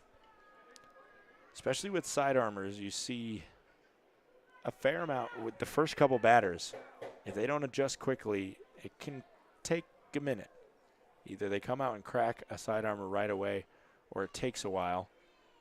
And it's kind of a jerky throwing motion from Gaynor. So it's much different timing than the more smooth overhand motion that we saw from the starter, Thomas. 1-1, 2 outs. Runner over on first is Gabe Howell. A pump fake. And maybe trying to fool the runner was the first baseman, Deeb, but Howell stays on the bag, and he finally does throw it back to the pitcher. 1-1 coming in now. Misses off the plate. Counts now 2-1. Fastest I've seen Gaynor pump that in there is low 80s. Big spin rate from him, though, thus far. 2-1 coming in, and that one's lifted up, bent over. Out of play for a 2-2 count now. Over on first, good wheels from the first baseman, or from the man on first, and Gabe Howell. He's stolen 10 successfully and been caught once. 2-2 coming in now from Gaynor to Miller. Delayed swing on that one, floating up towards first. Deeb is there. Deeb catches for out number 3. So a base hit from Howell, but that's all she wrote in the bottom of the 6th. Still 2-0. The Range Riders lead the Voyagers.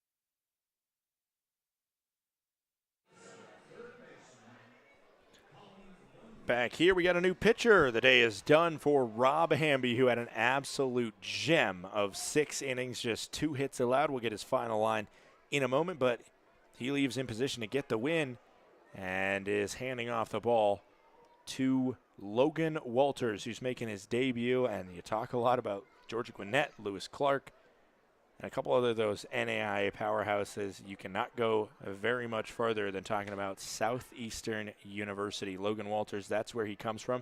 He just finished up a graduate season at Southeastern after playing at the University of Memphis at the D1 level. Before that, foul ball there by Colin Runge. It's 2-1, no outs. Top of the 7th, 2-0. The Range Riders lead the Voyagers.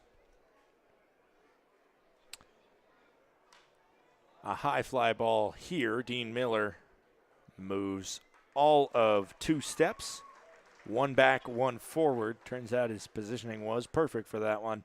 And we got 1 gone here on the pop out to third base in the top of the 7th. Logan Walters' stats this season were absolutely incredible. You take a look at what he did with the Southeastern Fire. 7-0 record, 4.71 ERA. He started 7 games, appeared in 12, so he was kind of that flex guy that, depending on what the week brought, maybe you started him, maybe you brought him out of the pen. But a big reason for that 7-0 record, because he puts in solid work, but also the Southeastern Fire were good in every part of the game. The team lost 4 games all season. And that's not counting the fact that they took on the Detroit Tigers in an exhibition game down in Florida midway through their season. They did lose that one. 1-1 coming in, hit over to first base, and it just gets beyond the dive of Brody Wofford. Base hit from Derek Colbush is the first knock since the 2nd inning for the Great Falls Voyagers, and it has Colbush aboard with 1 out. Eddie McCabe now batting 7th.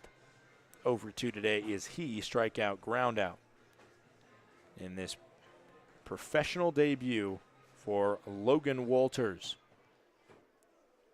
Before we talk any more about him, though, I will say the final line for Hamby: 6 innings pitched, 2 hits allowed, no runs, 8 strikeouts, and 1 walk for the big right-hander. First pitch there, misses low, skips in past Eddie McCabe. Counts 1-0 with 1 out, runner on first here. 2-0. The Range Riders lead in the top of the 7th.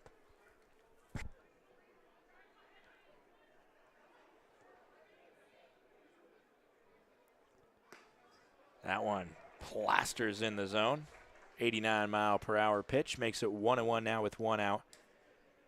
The strikeout numbers are a little bit absurd at certain points for Walters. That one skips in there, but good block from the catcher Mazzone. Counts now 2-1 with 1 out and a runner on first. 2-0 here, top of the 7th inning. 59 strikeouts this past season to just 9 walks for Logan Walters. He had 1 game when they took on St. Francis. He threw 6 innings and struck out 14. That was his season high. Missing low there, and of course, right when I hype up the fact he only walked 9 all year, he's behind 3-1 with 1 out.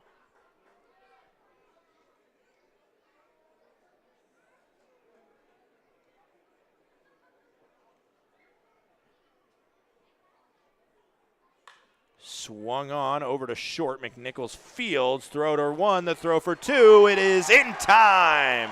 McNichols to Cash to Wofford. A 6-4-3 double play. And Logan Walters is through his first professional inning scoreless. He faces the minimum. We'll be right back after the 7th inning stretch.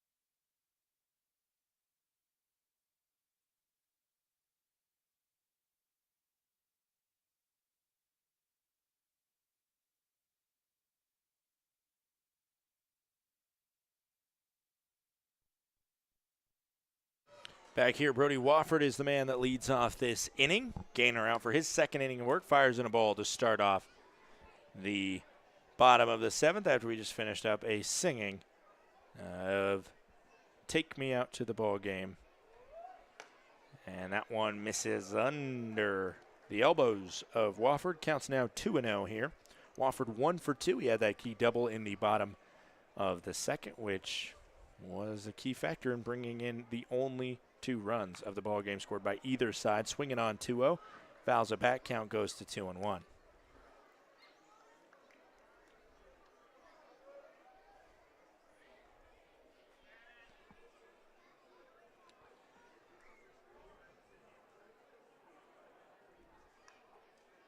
Another ball plastered into the zone. That was right down Main Street, swung on, and fouled back by Wofford. That was the 20th pitch since Gainer has appeared.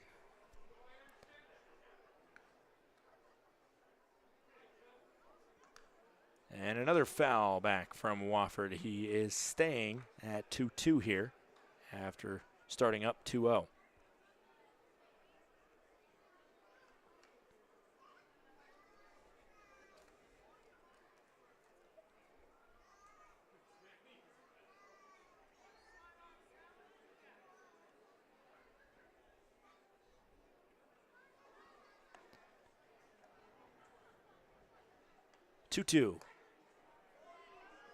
Catcher wanted it. Emmanuel tried to frame it, could not get it. 3-2, no outs here, bases empty. The leadoff batter up to the plate.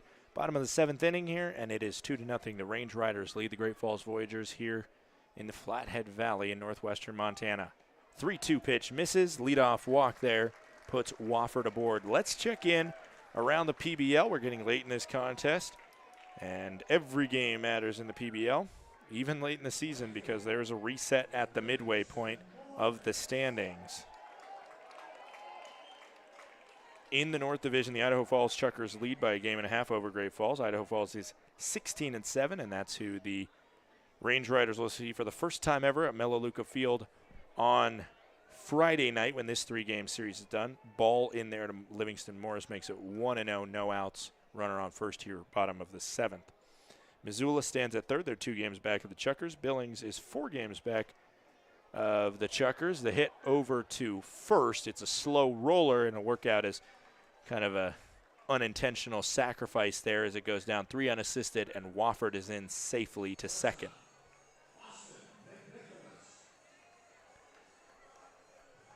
Austin McNicholas up now. 0 for 2 is McNicholas, but he's got a man in scoring position, and Wofford on second. The Glacier Range Riders are last currently in the North Division, but only 6 games behind Idaho Falls. And like I said, they got 3 down south of the Idaho-Montana border. And that could be a chance to make up some ground. Idaho Falls playing Missoula tonight. We'll check in with the scoreboard in a moment. A high fly ball over to right field here, and it's not going to be enough to advance Wofford. A fly out to Colbush is out number 2 here in the bottom of the 7th. Now Justin Mazzone stepping in. Mazzone 0 for 1. He walked and flied out to center. The hits right now are 3-2 in favor of Great Falls. It has been solid pitching for both sides thus far. In the South Division, we'll go over it quickly because it's a little less relevant to both of these fan bases. But Ogden leads with a 13-9 record. Northern Colorado's 11-11. They're in second. Grand Junction's 10-12, just 1 game back of Northern Colorado and 3 back of the Raptors. Boise and Rocky Mountain round out the bottom of the standings. The first pitch in there to Mazzone is a called strike. And we will say Rocky Mountain announced today a total rehaul of how they're doing things after starting the season 4-19, including a couple bludgeonings at the hands of the Glacier Range Riders in a 5-1 series loss that included 1 game that was 24-7, which is much more a football score than a baseball score.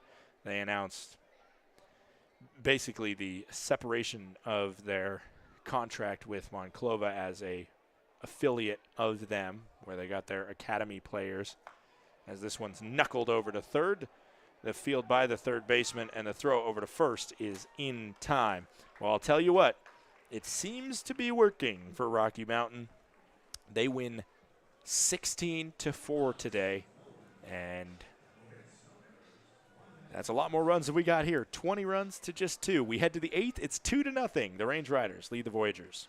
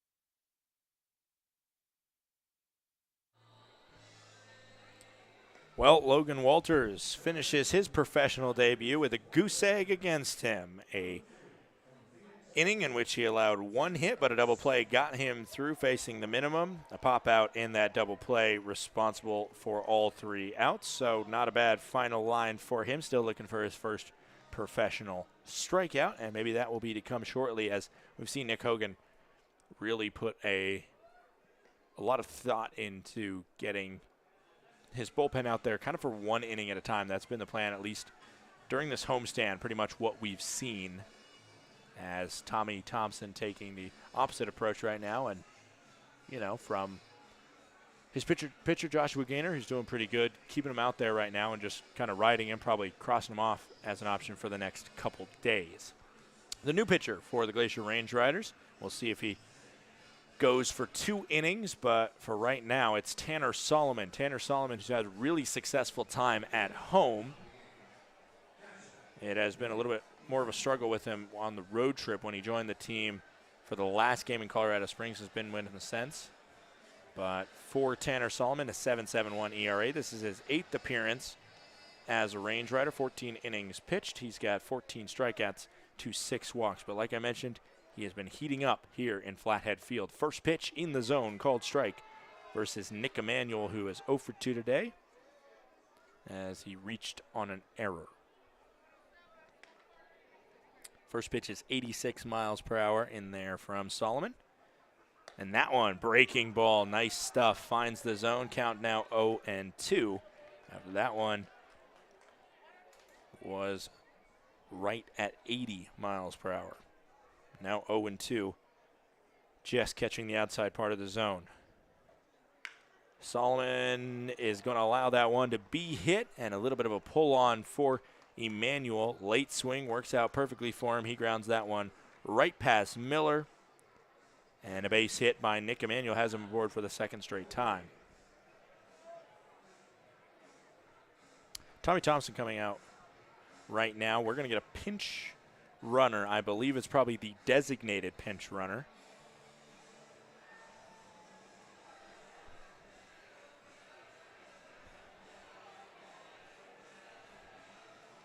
As waiting for the official word, or the official vision of who actually does come out there. It's number 7, which I'm scanning their roster right now, and I don't see a number. No, I do see a number 7, C.J. Grant DeBose, a pitcher, at least how I have it.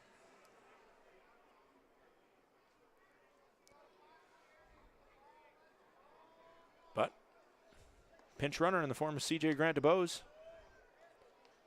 And we've seen pinch runners as pitchers from the Glacier Range Riders as well, so it's not too uncommon to expect. But call it right now a designated pinch runner because I don't think Grant DeBose is going to come in and play catcher. So one of those quirk rules that you see in the PBL and nowhere else. College softball, I guess, or softball in general, they do have courtesy runners there, and it's essentially the same thing.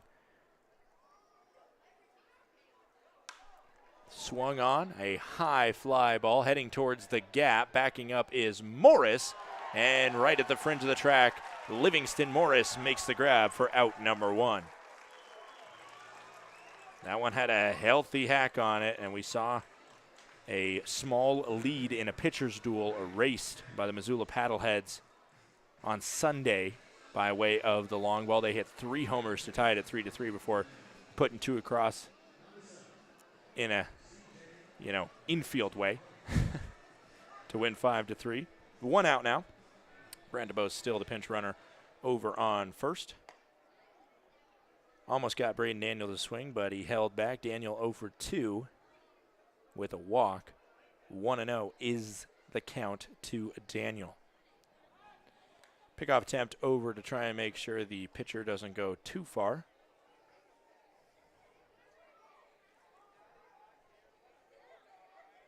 I don't currently have any pitching or any running stats for Grant DeBose as he does not appear on the batters section of the Great Falls stats, and I assume that's because he doesn't have an at-bat. 1-1 after a foul ball, 1 out, runner on first, still 2-0 in favor of the Glacier Range Riders.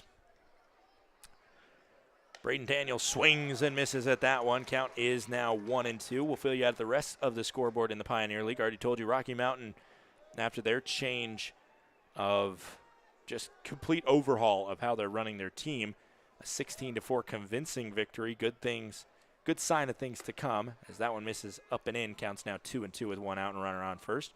So if you're a Colorado Springs fan, a lot more happy than you were coming into this week. Ogden and Grand Junction in the South Division matchup was tied at 4-4 in Grand Junction, Colorado. Foul ball there. Boise made the trip to Billings, and they are currently trailing the Mustangs 6-5 are the Hawks. And I mentioned another all-North Division matchup, the only other all-North Division matchup in action down in Idaho Falls. It's 10-2 in favor of the Missoula Paddleheads. This one carrying out to center field. Backing up is McConnell, and McConnell makes the snag on the run. And boy, is it nice to have speedy outfielders, says Nick Hogan. 2 fly balls that maybe looked like they were heading for the gap, but 2 fly balls extinguished by the alacrity from the Range Riders outfield. Now the number 2 batter, the danger is not done, and not by any means. Jake Malik stepping in 2 for 3 today. He popped out to left field, but he can create some havoc, and he swings and misses at that one. Comes up empty on this 75-mile-per-hour breaker to go down 0-1. 2 outs, runner on first here, top of the 8th inning. The Voyagers running out of time to win their first ever game at Flathead Field. Misses up and away on the fastball. Count goes to 1-1. 89 miles per hour on the gun for Tanner Solomon. For Solomon, I mentioned how his season's going. This is his rookie season. And he swung on that one. Yeah, he swung on that one. He went all the way there, and even though the umpire is not in the place to make that call, I thought the home plate umpire would have done that. But it is it hit the batter. I should fill in. It hit the batter. And Malik tried to go to first on that one, but the breaker just so good there that it enticed the swing out of Malik, and instead of a hit by a pitch putting the runner on, a check swing that just went around enough for the umpire on the base pass, Robert J. Mack, to call that one a strike.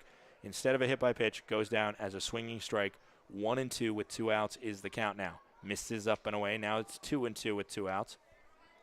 C.J. Grant DeBose, a sometimes pitcher, most of the times pitcher for the Voyagers on first after being a pinch runner here for Emmanuel, who reached with a single that got past Dean Miller. Another heavy shift on right now as Austin McNicholas is playing not at his regular shortstop positioning. He is playing to the right of second and by quite a bit. Runner going on 3-2 and a swing and a miss. Solomon allows the leadoff base hit, but he deals with the next three in order. The pinch runner can't go anywhere but stay at first. And we'll be right back. The last chance for the Range Riders to grab some insurance. Bottom of the 8th, 2-0. Glacier leads as we head there.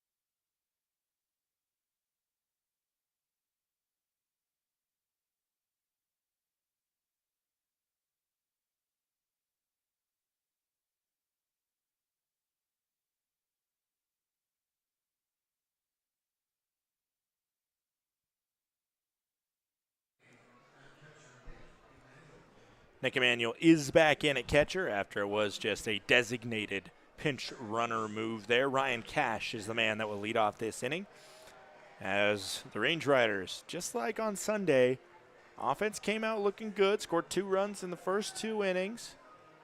And then both sides, the offense dries up, and it's been on the pitching staff to keep it low. Ryan Cash drops down a bunt. It's going to be another barehanded play needed to be made, but it will not be made. That's what you do against a funky sidearmer. If you can see the ball really well, you just can't make good contact with it, which is clearly the situation that the Range Riders are running into with Joshua Gaynor, who's back out for his 3rd inning of work. If you got speed, drop down a bunt and see if you can make him pay that way. And Ryan Cash, with his baseball IQ, does exactly that. A bunt single gets him aboard to lead off the inning. Ben McConnell, wouldn't be surprised if we see something similar from him. He does square to bunt. He does drop it down. Fielded by Gaynor. Throws over to first. Out over at first is the call. Works out as a sacrifice bunt anyway for McConnell, but almost got a single out of it. It does put the speedy Ryan Cash in scoring position with lots of action coming up, and clearly there was a game plan that the Range Riders talked about in the dugout coming into that inning with 2 speedy guys, 2 guys that can drop down bunts well and can run well. And it has put a runner in scoring position with 1 out. Now Emmanuel is going to talk with his pitcher, Gaynor, who seems to be staying out there. There is no serious warm-ups going on, no warm-ups really at all. This is Gaynor's inning as of right now. But it's not the biggest thing in the world. He's thrown 2 pitches and, well, 2 bunts have been dropped down, 1 successful and 1 successful enough for the Range Riders. It is the bottom of the 8th. It is 1 out, 2-0 in favor of the Range Riders with the runner on second. Cash will dance on second, and the first pitch will miss outside to Sam Linscott.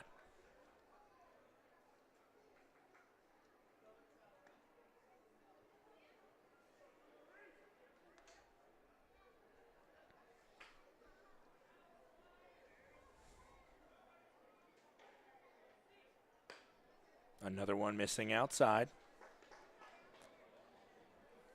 To Linscott. The fastest I've seen a pitch go from Gaynor is around 85 miles per hour. 2-0, 1 out, runner on second, 2-0. The Range Riders lead the Voyagers. Looking for insurance, and they're not going to get it there as that one misses outside. Now 3-0. Linscott 0 for 3 tonight. 2 groundouts and a pop out to shallow right field where the second baseman Oviedo caught it.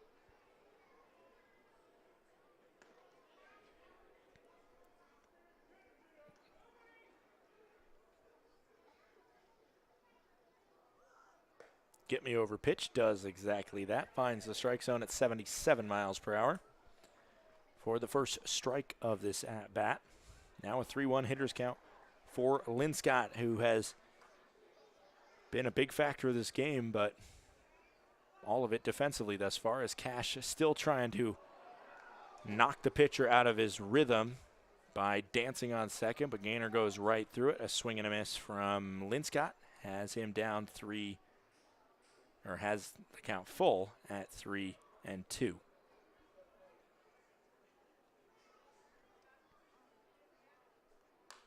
Makes contact with that one, fights it off.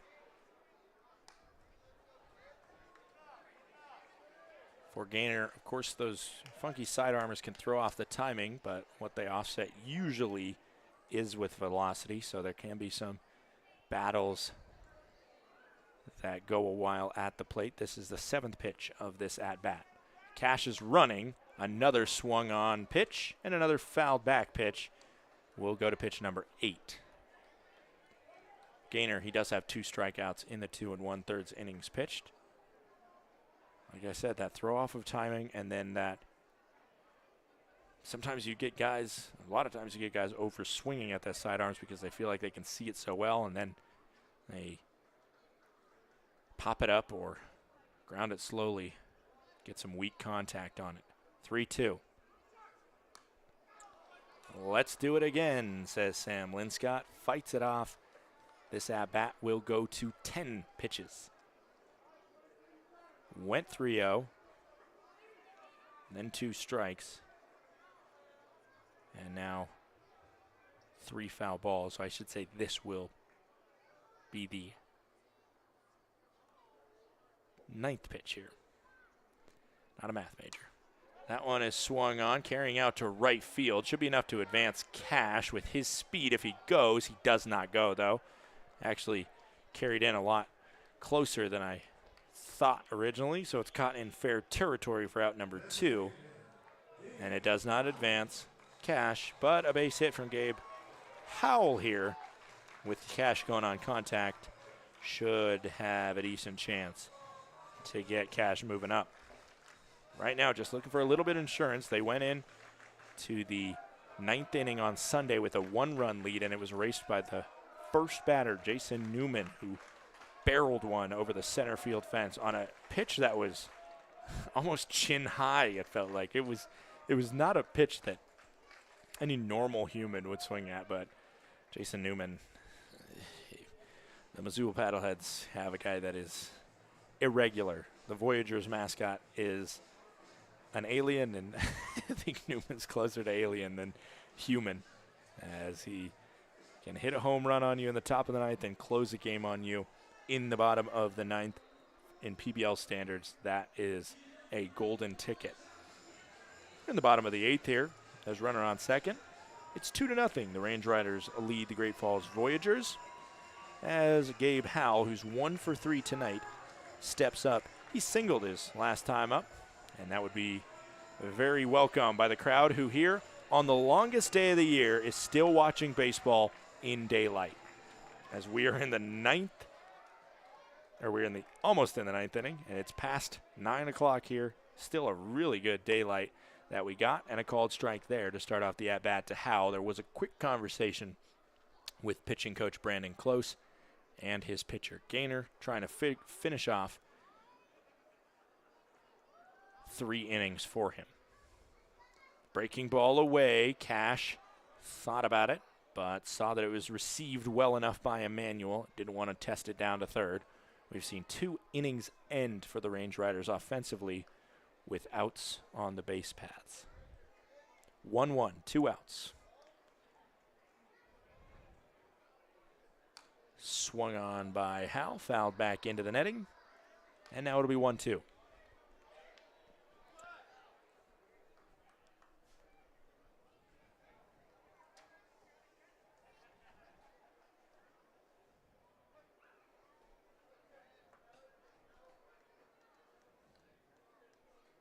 1-2, 2 outs, runner on second.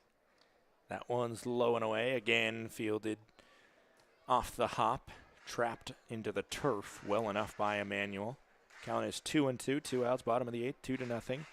Glacier leads Great Falls, their first ever game here at Flathead Field. They played 6 in Centene Stadium just a week, 2 weeks ago they started. Cash again thinking about going. He's taking a big secondary lead, but right now Gaynor trying not to think about him as the leader in walks for the Glacier Range Riders has fought it to a full count. 3-2, 2 outs, runner on second. Gaynor gets the sign. Sets on the mound, and now he's got Cash in a pickle, but it will not be that much of a pickle as it was just the long secondary lead from Cash, and he scampers back to second in time. No throw, just a look back from Gaynor as Cash is thinking he wants to score if Howell makes contact. 3-2. Does not go, and it's a called strike 3 by the home plate umpire. So that is where the chance for insurance runs end. It'll be a new pitcher coming out for a save opportunity. Don't go anywhere. It's 2-0. Glacier Range Riders, we head to the 9th inning of play.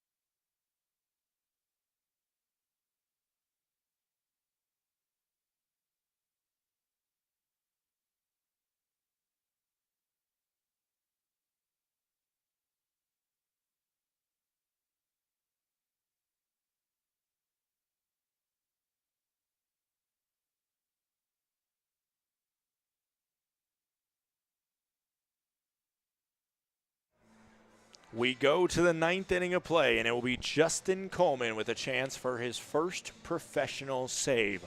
On the season, Justin Coleman, a 2.25 ERA in 3 appearances, 4 innings pitched, 1 earned run against him, 2 hits allowed, 6 strikeouts to no walks. The Merville, Tennessee native comes here after finishing his collegiate career, playing for Bluefield College, and most recently in the Appy League with the Bluefield Ridge Runners.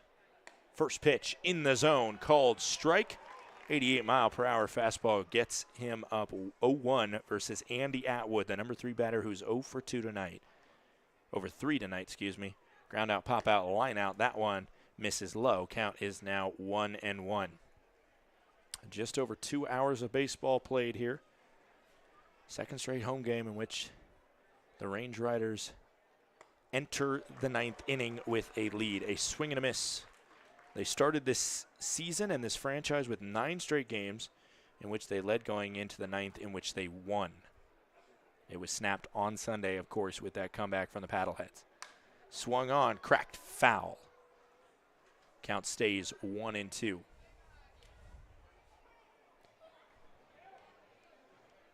Coleman stands 6'1" and pitches with his right hand against the right-hander. Atwood playing short today.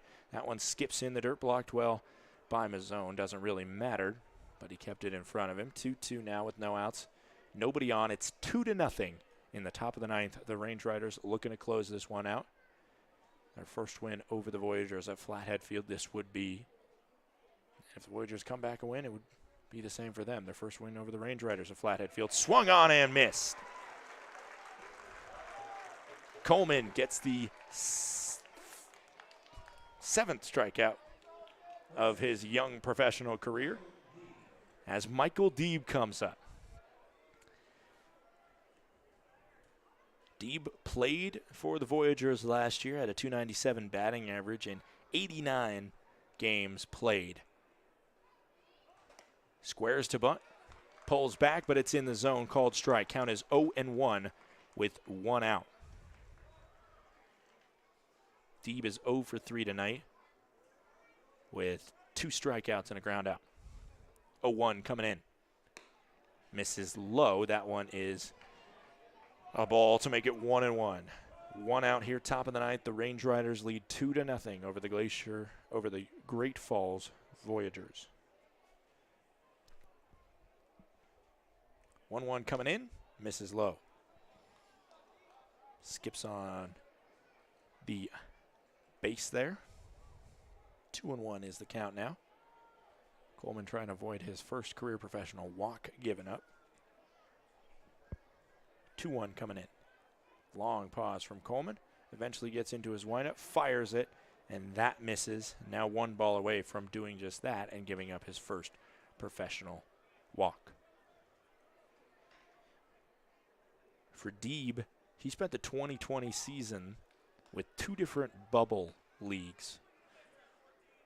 What a weird year 2020 was. The Liberation League and the Champions Cup. Called strike there. Count goes to 3-2 for Michael Deeb against Justin Coleman.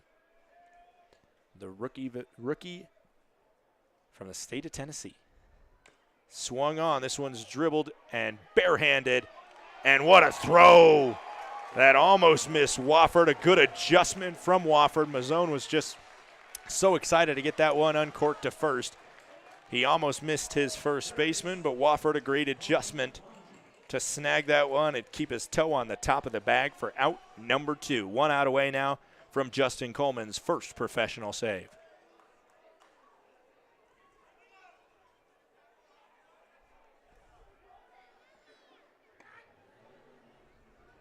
Missing there. Count goes to 1-0.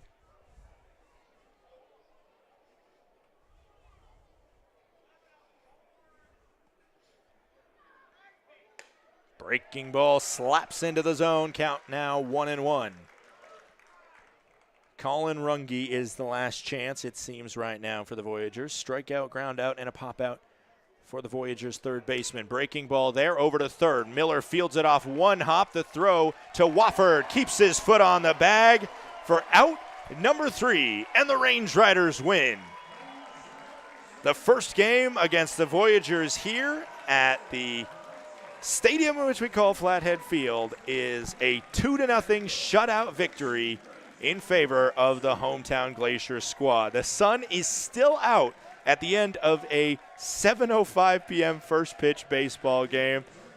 Not what you expect to see, but in Montana baseball, we have already learned that anything can happen. The longest day of the year, one of the shortest games of the year, and it is a game that has Rob Hamby's name written all over it. He got the flow started with an absolute dynamite first 6 innings of work before handing it off to Walters and Solomon, and then Justin Coleman with his first career save to finish this game off.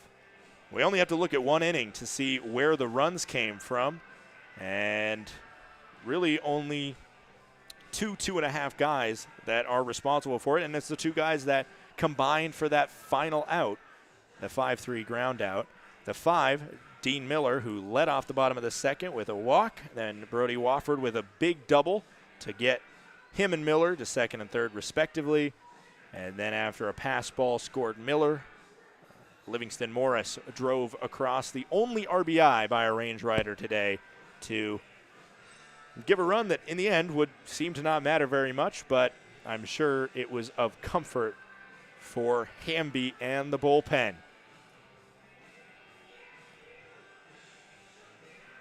It is a great win for the Range Riders, who moved to 11-13 on the season. Of course, Hamby gets credit for the win. The loss will go to Thomas, despite having a great start for the Voyagers on the mound. And the save goes to Justin Coleman, who came in with a 2-run lead and finished the game with that same 2-run lead, converting it into a 2-1 win.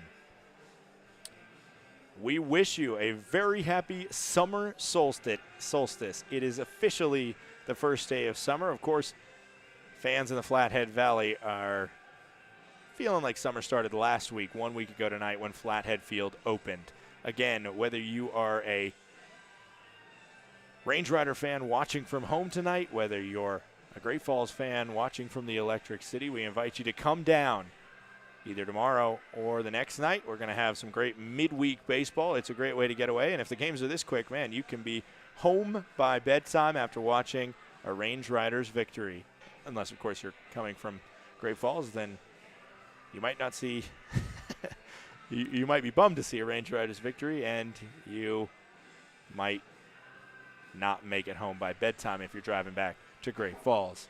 That's beside the point, though. Thank you so much for joining us for today's contest. A 2-0 win, the second ever shutout in Glacier Range Riders history, the second ever shutout over the Great Falls Voyagers, and the first win over the Voyagers at their home stadium. They take a 1-0 lead in the series. We'll do it again tomorrow night at 7:05, as well as Thursday night at 7:05. Be sure to be here on the stream or be here in person for those contests. Thank you so much for tuning in tonight. My name is Scott Gladstone. Have a great night, and please stay safe out there.